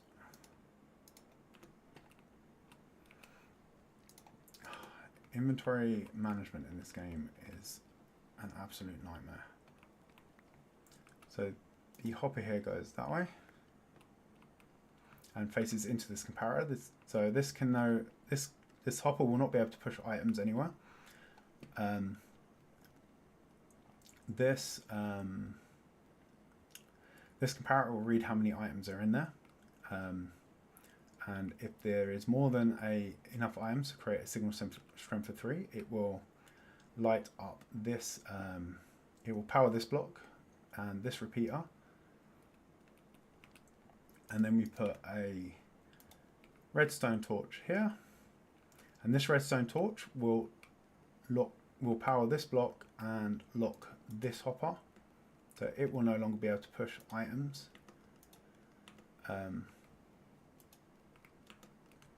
So this will no longer be able to pull items out of the one above it. Which means the things in this won't have anywhere to go. We'll use this and some filter items. So we'll use we'll put some items in there.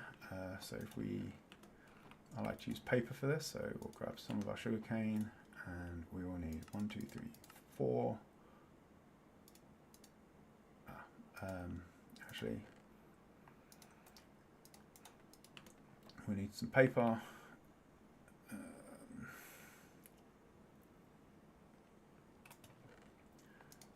We'll put some of this in here. Is there any space over here left? Yeah. So this is already generating, like picking up so many items on its own, just automatically now. That it's going to make our life so much easier in the long run when we have a full set of filters here and we don't actually have to worry about the stuff backing up and collecting the stuff that we need.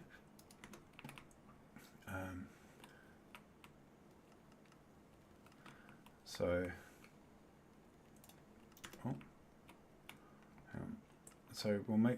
we'll use the anvil and some levels, and we will rename this paper to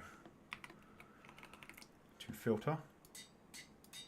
So this will no longer stack with anything else, even other paper. And if we come up, we should be able to put 1, 2, 3, 4 of those in there. And I think for this first one, the main thing we really want from it, one of the main things we want from here is we want to be able to feed the rotten flesh to our clerics. So we'll put that in. That will now drop down to about 48 items, I remember right. We can see that all the time there is a load of items in there. It holds true, and then as soon as we drop to power drops below that, we how many items do we have in there? 41, sorry. So once we get to 41 items plus these 4, the power level drops down to 0. That then unpowers this this repeater, which unpowers this block and turns this torch back on, and therefore this hopper can't take any items now.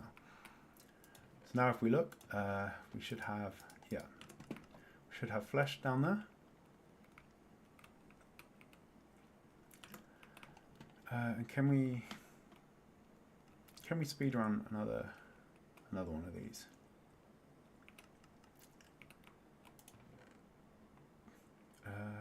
We'll need a few more materials, I think. Let's go and create some. What do we need for a comparator?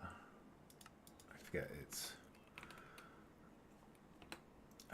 is it cobble or stone? Oh, it's stone. Okay, so let's grab some stone.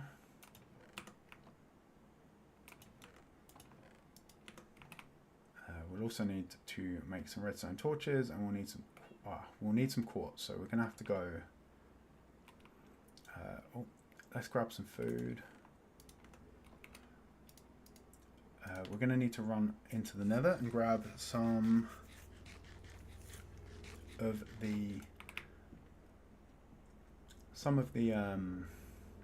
quartz.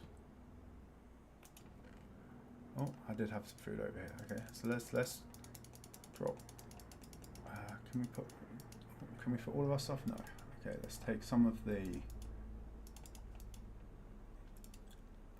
drops and we'll put those elsewhere for now. We want to try and keep our building supplies all in this one. Put the rest in here. Keep the food. Are our torches in here? Yes, they are. Okay, we'll keep our torches as well because it's always fun to be able to see.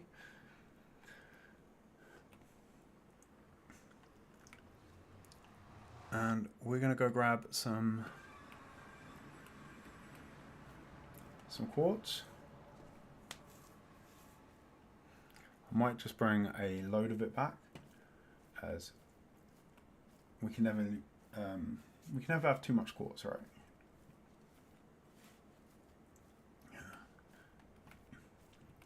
I also need to look for a safe way for us to get down here quick. I'm thinking slime or honey blocks. I need to test if I need to double check the honey blocks. I'm pretty sure they will break our fall the same as a slime block does, and negate the fall damage. But I think unlike the slime blocks, they don't bounce us. But I need to check that before we start yeeting ourselves into solid floors. Let's clear that out.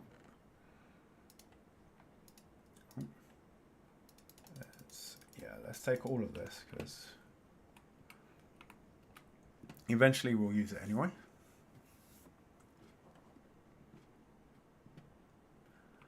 And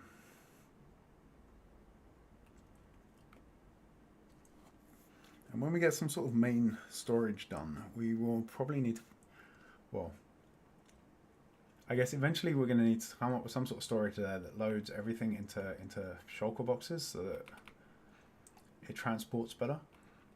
But maybe we can also look at some way of transporting it straight into our actual storage building and loading it into some sort of bulk storage. That is a problem for the future when we actually have shulker boxes, but they would definitely come in handy with the resources that we're gathering there at the moment.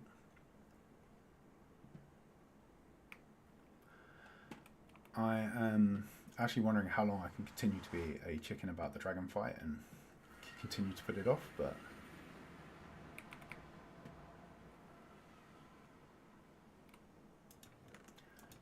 I think we can at least get away with a while longer. Do I actually have any way to put this?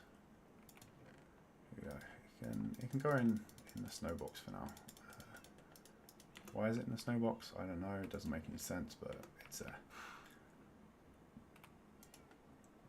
Okay, so we're going to want redstone, dust. Our stone is here. We want some redstone dust, and we're going to want some sticks to make torches with. So what have we got here? 1, 2, 3, 4, 5, 6, 7, 8, 9,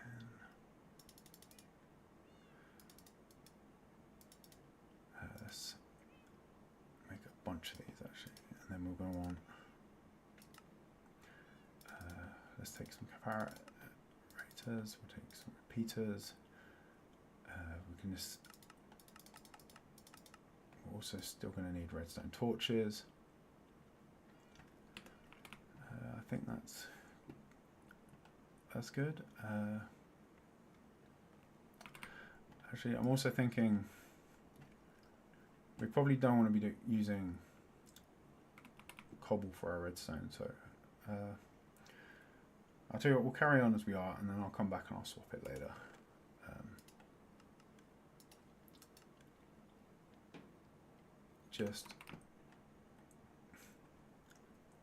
Just because I don't want to spend more time on stream on this. We'll get it done, and then we'll go over to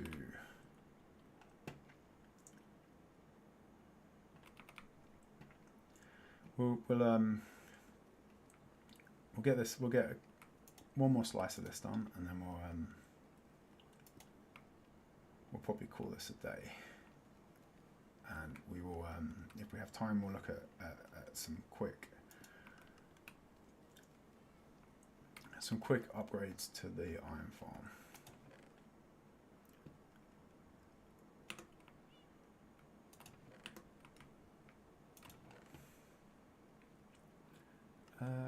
What do we have? Chests and. Do we not have any hoppers in here? Did I accidentally put them over here? No. Okay. We've used our hoppers up.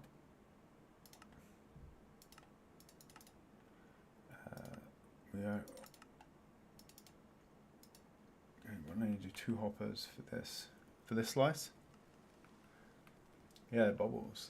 The bubbles actually toss everything in there up here.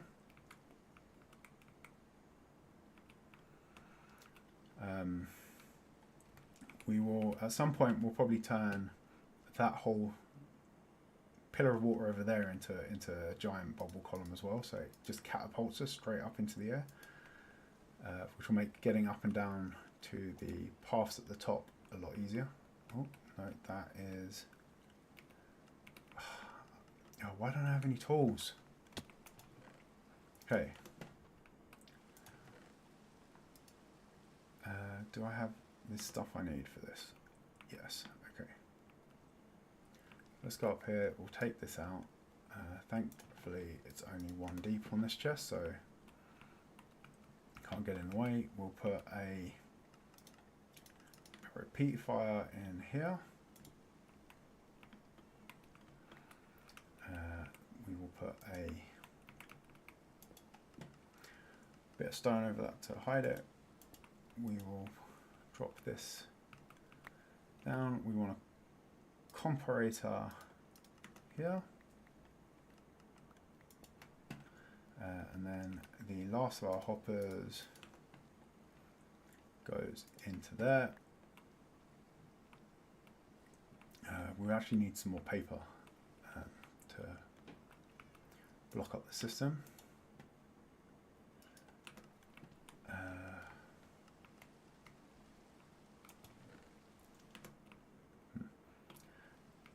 Actually, when I think about what's important coming out of here at the moment, I think redstone is possibly the most important thing we have. So I think maybe we'll put redstone and gold and glowstone as the first two slices of this. So we'll take this out. We'll put redstone in that side. Oh, let's go find some. So we have 2 filter arms already. How am I out of food already?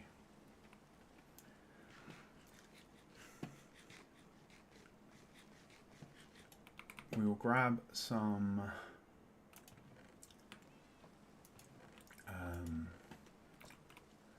grab some more of the sugarcane. Let's just make a bunch of paper actually.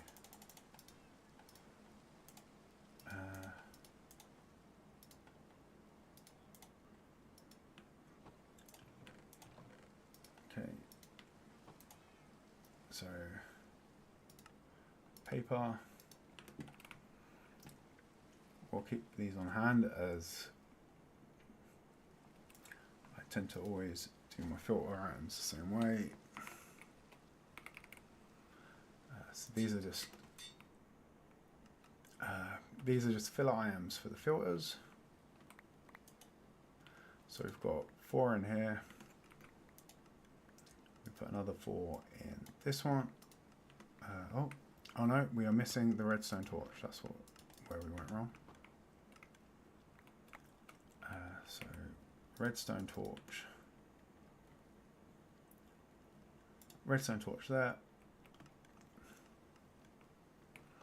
Let's grab our stuff back out of this one. Now when we put these in, 1, 2, 3, 4, they will stay. We'll put glowstone in.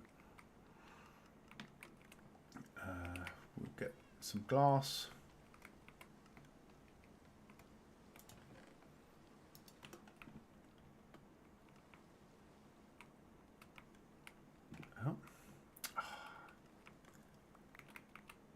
And we'll put the glass in there, there, and there. Got 1 on the end. We'll also run it along. Oh, come on. Okay, we'll also run it along here.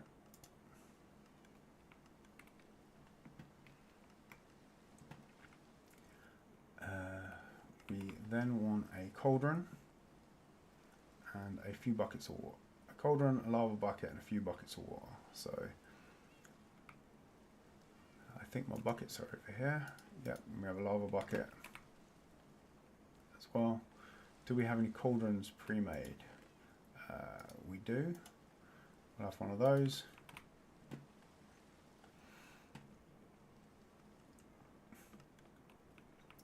And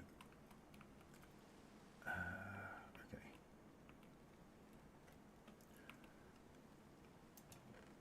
So we want to put a cauldron in there.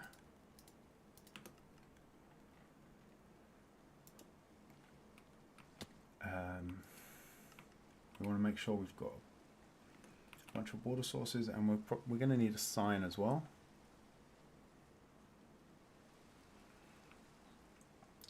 Do we have any signs? Pre-made signs? No. Oh, yes, we do. Sorry, I'm completely blind. So we'll put the sign up.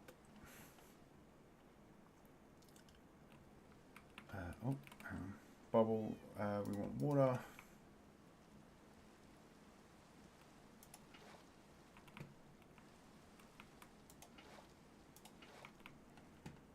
Make sure we've got enough to fill in the missing bits up here.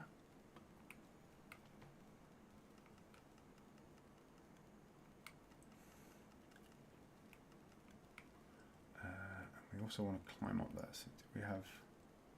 Yeah, we do have some slabs. Okay, so we'll put some slabs in. Oh.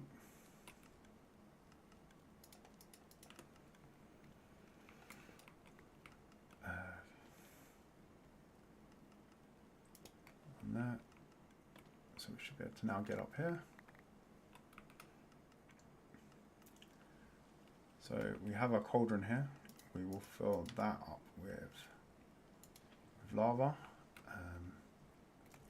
We will put a sign at the end here. This will stop any water running quite this far. We will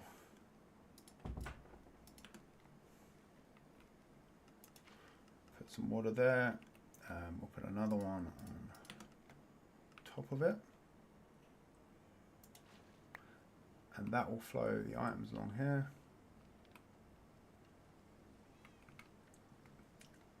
And yeah, now so anything that gets caught gets thrown up here. The filters will filter out the things that we care about. Oh, no, those are falling into, those are getting caught up there. Rather than actually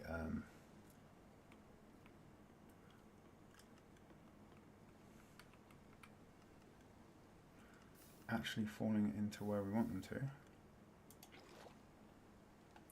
So if we take that lava for a sec and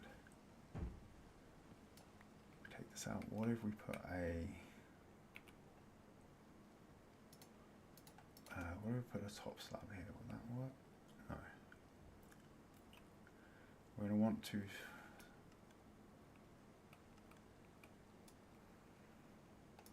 maybe, I think we probably might need to drop it down a little bit.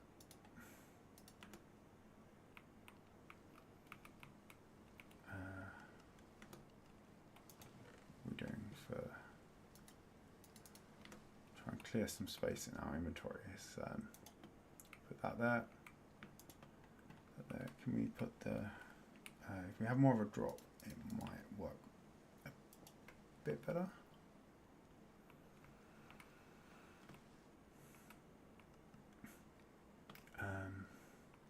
Then we'll get back up here. Put the sign back.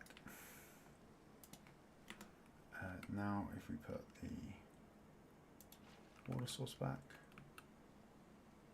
and then if we put, can we waterlock that? No.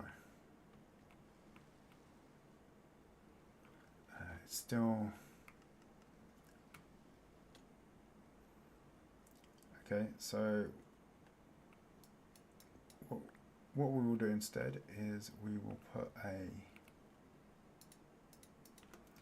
another glass block at the bottom. I was going to try and use a cauldron to make it a little bit more safe, but what we'll do is we'll take the... did I just destroy the lava source? Yes, I did. Yeah, I have a...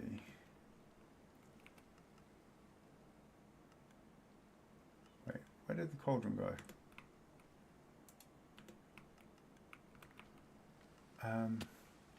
Right, we'll grab a quick lava source over here. This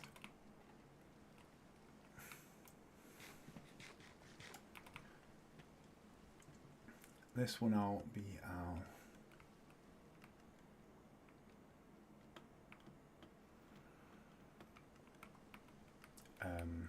trash can for things, and what I'll do later is I'll move this along so that everything gets a chance. But to show it working, actually, let's I know we said that redstone was the stuff we were most interested in, but let's actually swap that out for bones.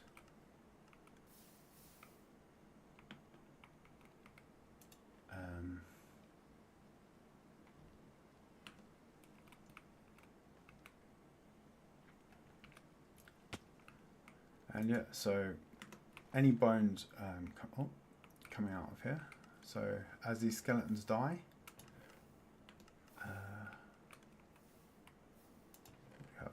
we start to get the bones get saved. Everything else goes into the lava.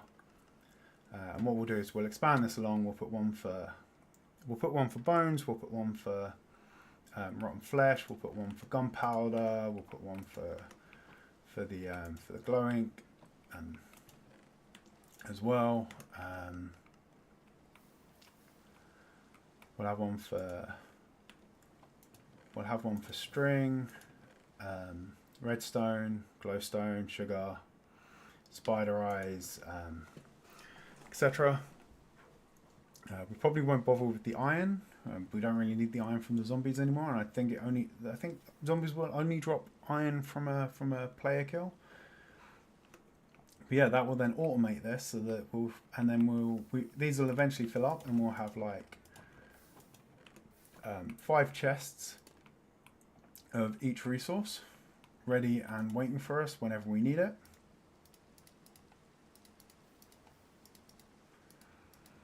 I might also add see if I can add in some automated crafting as well to say convert the bones into bone blocks. So maybe we'll fill up one of these with bones, and then we'll fill up another one with bone blocks, just so we've got those ready to go. And if I can get that working, then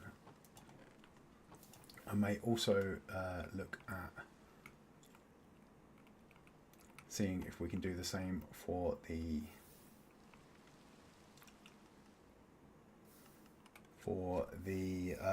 redstone.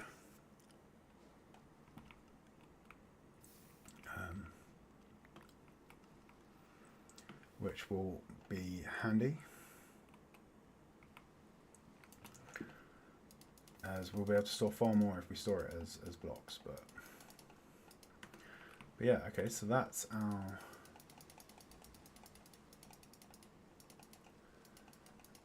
that is now our some basic sorting going on over here. As I said, I will expand this out, so we're probably going to go all the way across here with chests, and I can do that. I can do that when you guys don't have to sit and watch me do the same thing over and over again. As I said, it's a basic filter that we've got here. Let's go free cam for a sec. So we have the 4 filter items and 41 of the items we care about in here. That powers these. That powers these comparators to a signal strength of 2. As more items picked up, it goes to 3, which then powers this piece of redstone dust and this block. That then powers this repeater. That then powers this block. That turns off the redstone torch. The redstone torch at the moment is powering this block, which means that this hopper doesn't work. It's locked.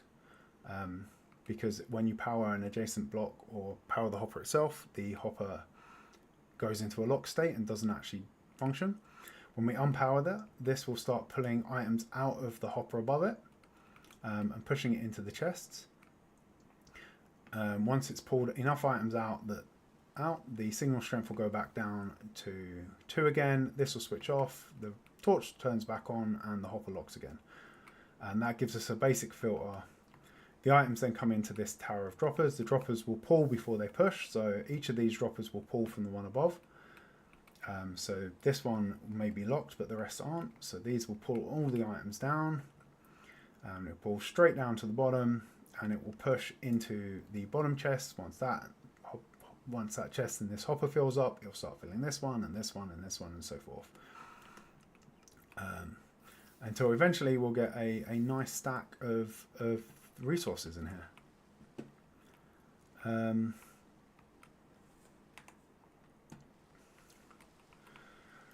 I think I've been going for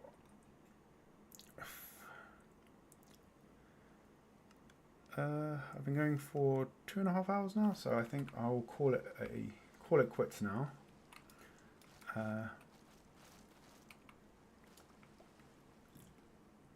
But what I will go through in the background and do is probably apply that to this, and then I'll look at anything else we have that. Well, I'll apply this to the rest of the items, and then I think next week maybe we can look at the iron farm. But what we'll do very quickly is the other farm that we have in our world that is just terrible, that we don't particularly have to, that we can do better on now, is this one. So to make this work, I had this huge, humongous clock at the back here that's a pain in the ass to use. We can compress this down into something much smaller. So let's quickly rebuild that as well, to make use of our newfound redstone pieces. And I did build it out of bone blocks earlier, just last time, just because that was what I had an abundance of. But let's take a chest. We'll have a pick back.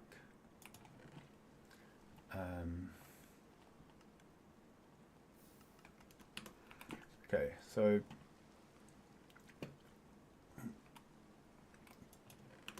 to rebuild that, let's get rid of some of it. Let's see if we can sleep this rain away.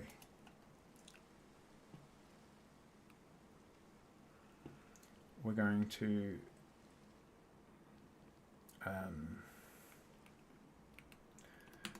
we'll need a bucket because there's some water in this as well. So if we take, we did have buckets over here, right? There we go. Okay, so we'll need a bucket. We probably don't need that. Don't need that much redstone.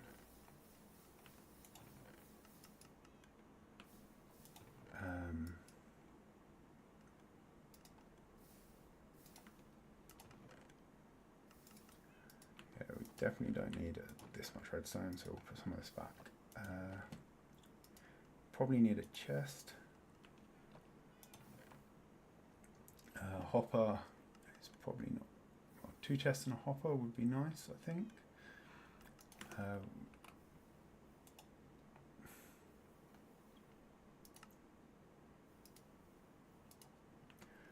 I'm not 100% sure if we can automate the collection or not, but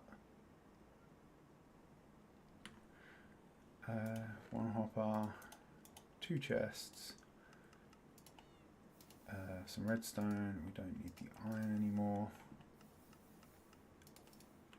We are going to need some building blocks, so we can probably improve the. We can probably style this up a little bit as well. As I said, I used the bone blocks because that's what I had at the time, but we didn't really have anything else. But I think what I'll go for is we'll take some stone stairs. Sorry, we'll take a stone stairs.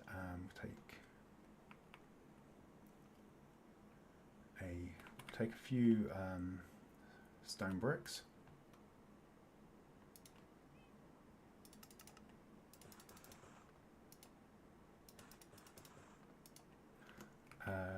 We will also, let's have a look. Yep, we have a couple of observers and we have 1 sticky piston and a lever. So I think that is all. Oh, I think we actually we could use a regular piston in this as well. So that is cobble and iron and wood. Let's grab.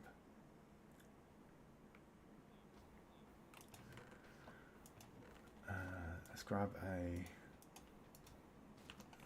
iron ingot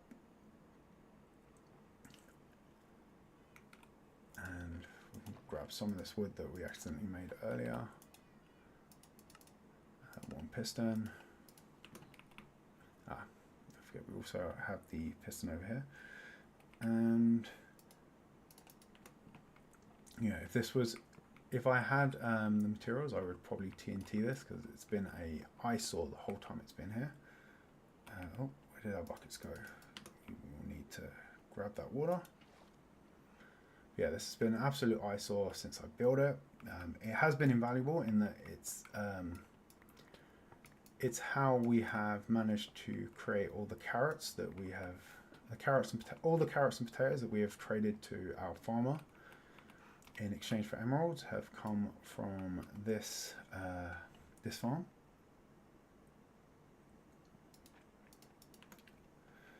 Put that down. We'll have the grass block back.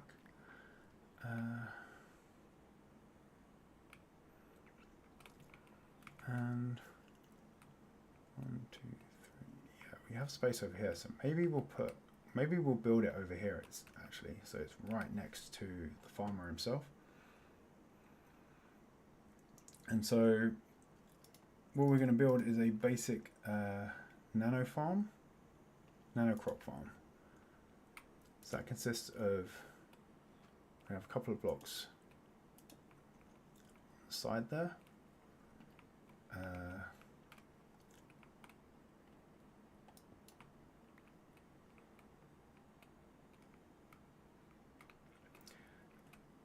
One side we'll put a piston in this side, and then we will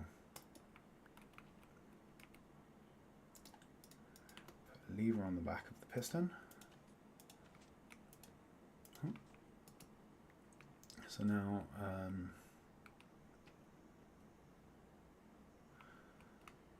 if you have seen any other stuff, your other farms, you'll probably guess what we're doing next, which is we're going to basically have a small observer clock here, so that facing down. We will then want a upward facing one. So can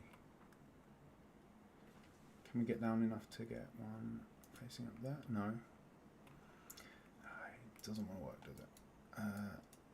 What if we, please?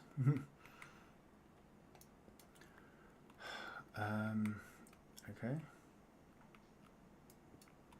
Let's use our water bucket, and we're going to have to actually drop down to put our observer in. All right, let's put that slab back. Ooh.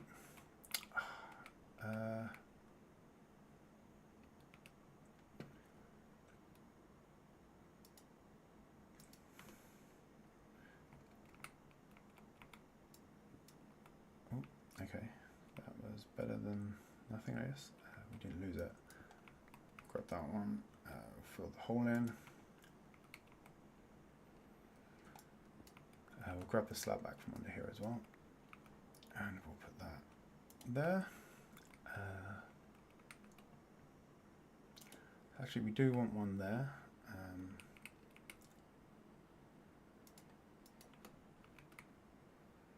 And we'll put another stone brick there. We don't need this. Put another stone brick there. We'll put our dirt in front here. Slab for access here. And some water source in there. And now we want our dispensers. So what we want with our dispensers is we want each of them to be facing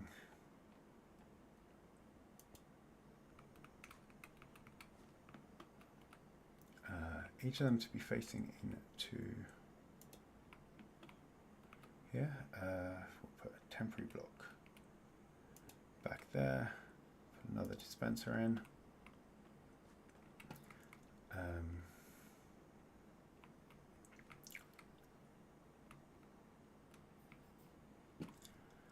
All right, we'll put another stone. Oh, no, we wanted stone brick there at the front. We'll put a stone brick stair here.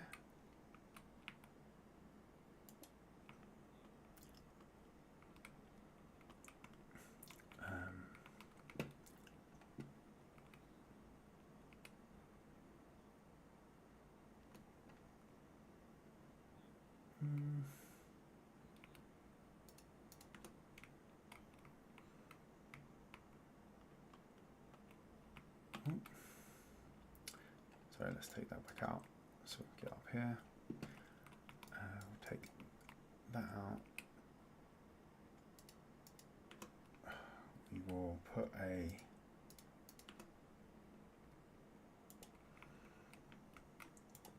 we'll put some stone bricks on the back here.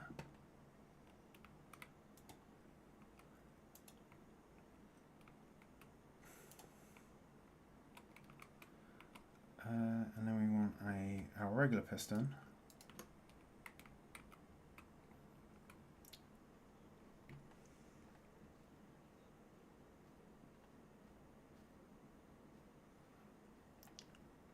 Oh, Waddle has saying there is some interesting Valheim news breaking at 8 p.m. and they have a post on their channel, which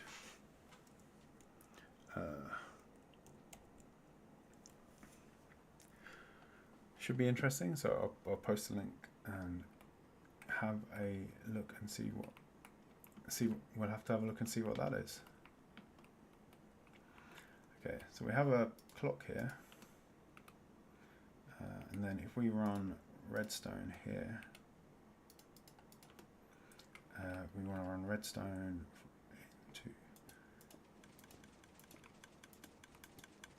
into these, and if we put stuff in there, yep, they get spat out, and same for these.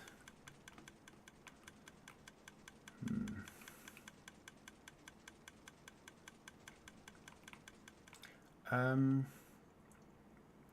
we want to power behind that piston. So I think what we need for that, I think, is a target block. So target blocks are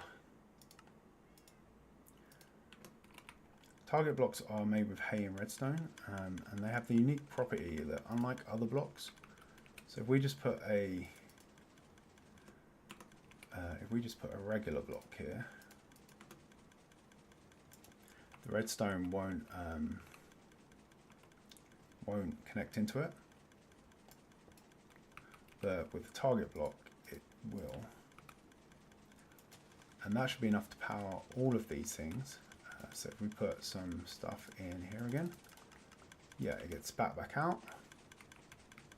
And then if we turn this off, there we go. That's the whole thing is disabled.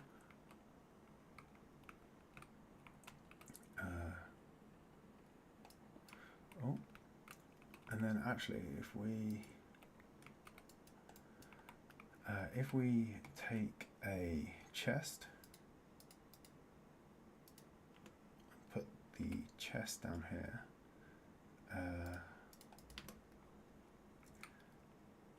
like so.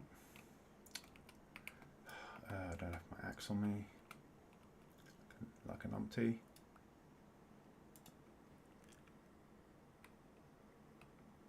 Well, it should be 6 p.m.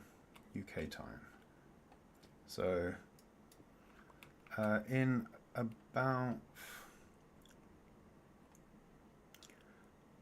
about 5 hours, or 4 hours and 45 minutes from now. Okay, let's put this hopper into the back there. Then if we head over,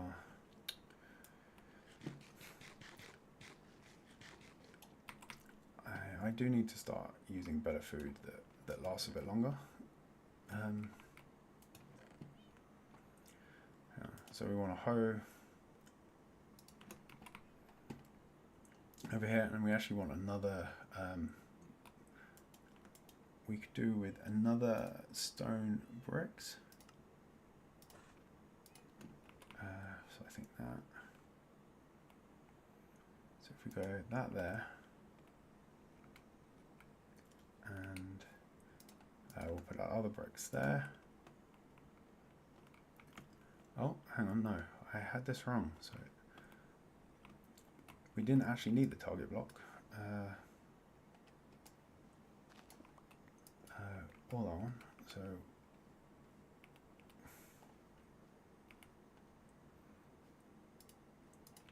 what we needed was to add a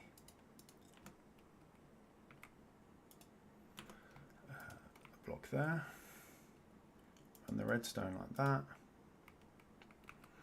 and then we put our piston here.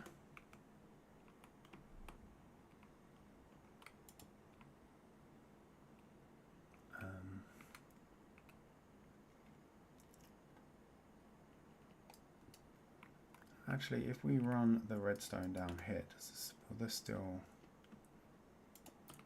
still power things correctly? So we've got that happening, and then if we put, yeah, so that still empties out. We'll try and get our redstone back. We'll turn this off because it's noisy when it's not running. So because we've got water behind here, we can hoe that, and then we should be able to put the stone stairs there.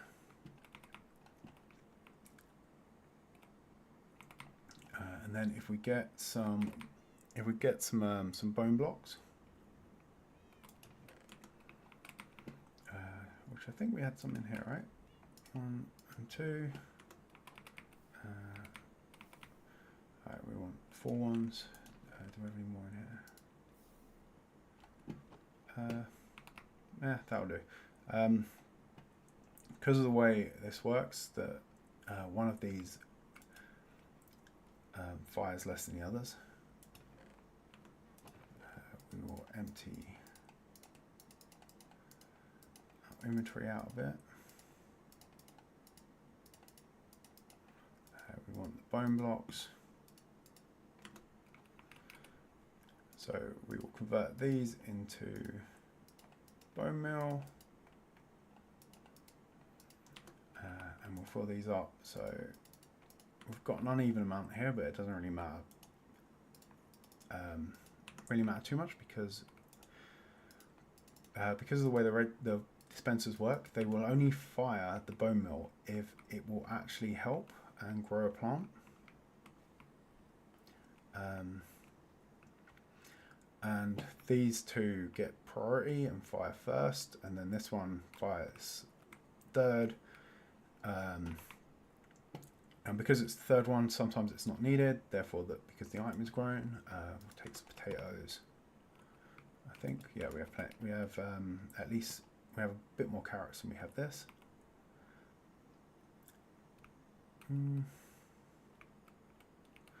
Do we need to be a bit higher up than that, actually? I think that we might have to be a touch high, a smidge higher.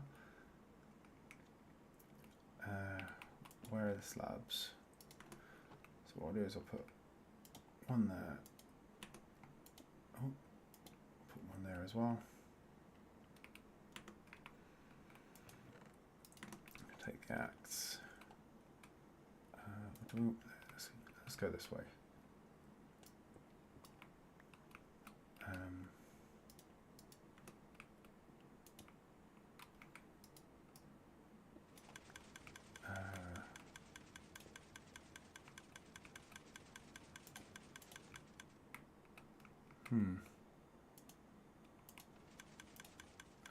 That is not going as planned.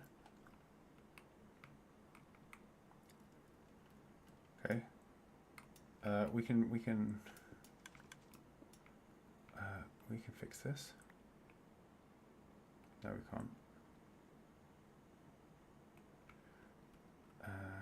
We need that there.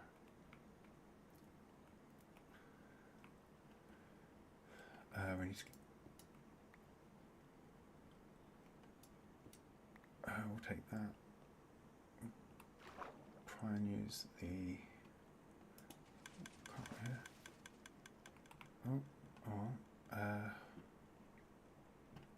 Well, that's fixed.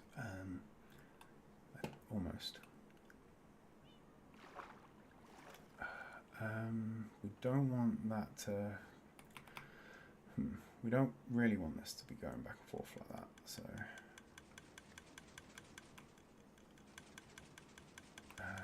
Take this out.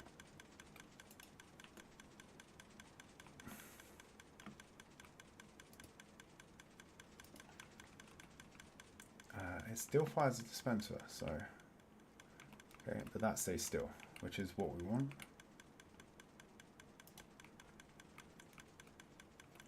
And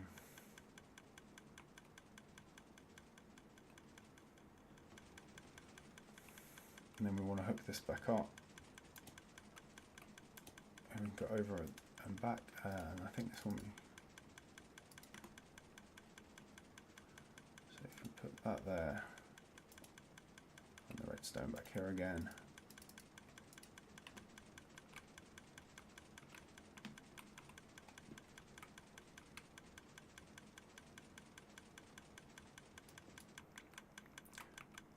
No, maybe.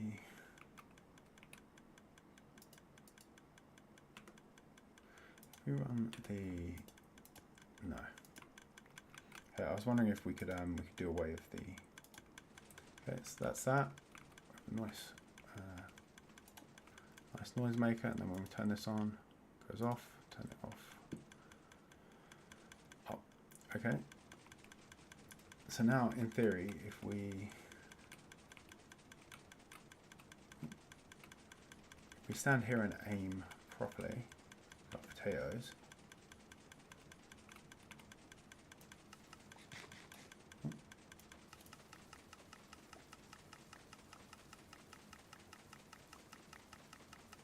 Should see some up here, and some making it into the, yep, some are making it down there. So we can use this. Don't think we actually need that, the redstone on that one either.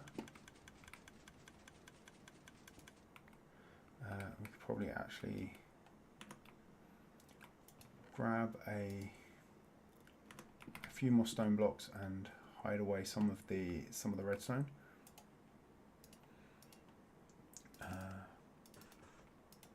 Let's take a couple of those.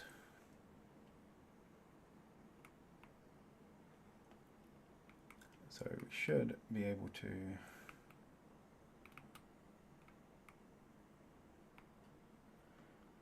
Put one redstone block here,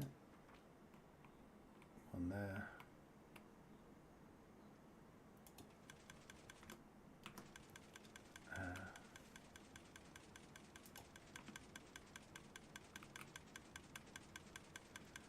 one there, and then yeah. So now with this, we just aim in here. We get potatoes. Chest down here gets potatoes. We just have to aim between the piston and the stone so that we're going, and yeah, we can just farm up crap loads of crops.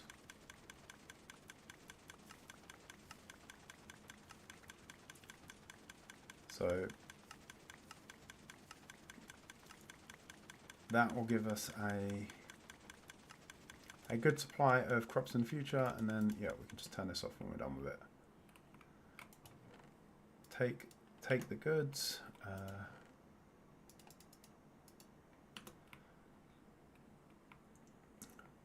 Pop in here, and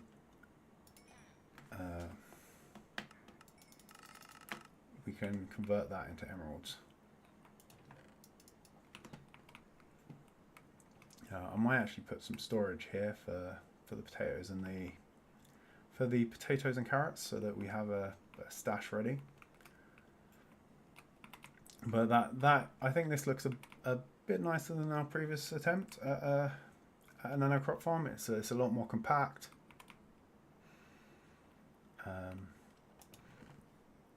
We have a convenient on and off switch. I am going to actually grab a couple of. Oh no, I wanted 2 of those. I forgot there were 2 per use. I'm going to swap these out for the stone variant. Sorry, for the stone brick variant.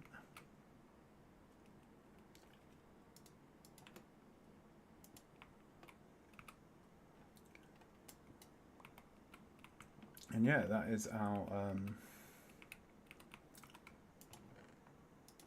Oh, maybe we could put some lanterns in here as well. Should be able to see actually without that. So we'll put a lantern there.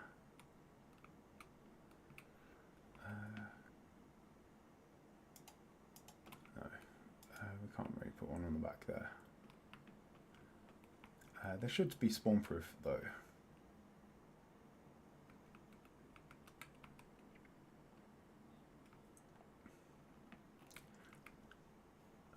And yeah, so there we go, nano crop farm and a auto sorting storage, and I think that's all I've got for the day.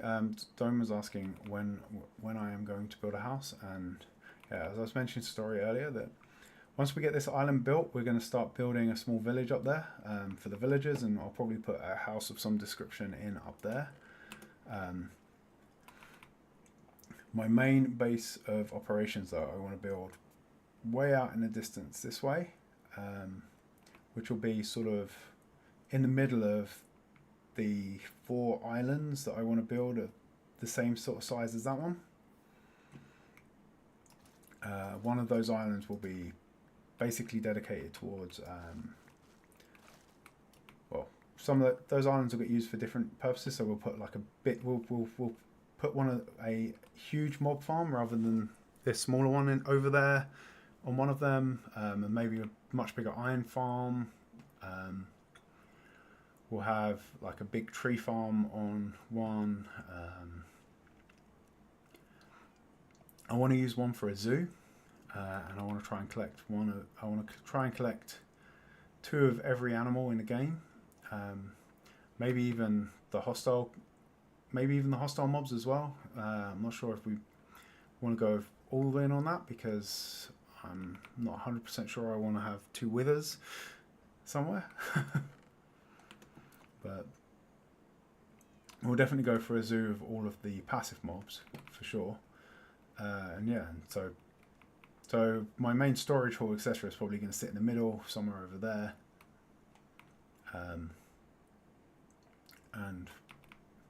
And we will build a house. So we can do some automation. Now, as I said, next week I might do some iron farm automation, and then do some exploring. I might. Yeah, what I was saying earlier about the is we'll go out like 250 blocks, so like a couple of stacks of slabs in that direction. We'll go a couple of stacks in that direction. We've already got the path that way. We'll consider going this way as well, and we'll build nether portals at about 125 and at 125 and 250 blocks out in each direction, and we'll have a look and see if we can find some new islands that way. See if we can find some new biomes in the surrounding sort of 400 sort of, sorry, in the surrounding like 2,000 blocks, 1,000 or 2,000 blocks out each way from here, and then we will have a look at adding a bit of automation to the iron farm, so that just so that we get automatically compact these blocks, and we'll probably turn the poppies into bone meal at the same time. Yeah, that's I think that's going to be all for today. If you enjoyed the episode, then give it a thumbs up.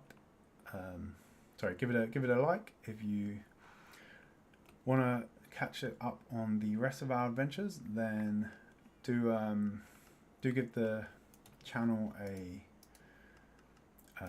subscribe and hit the notification bell, and I will see you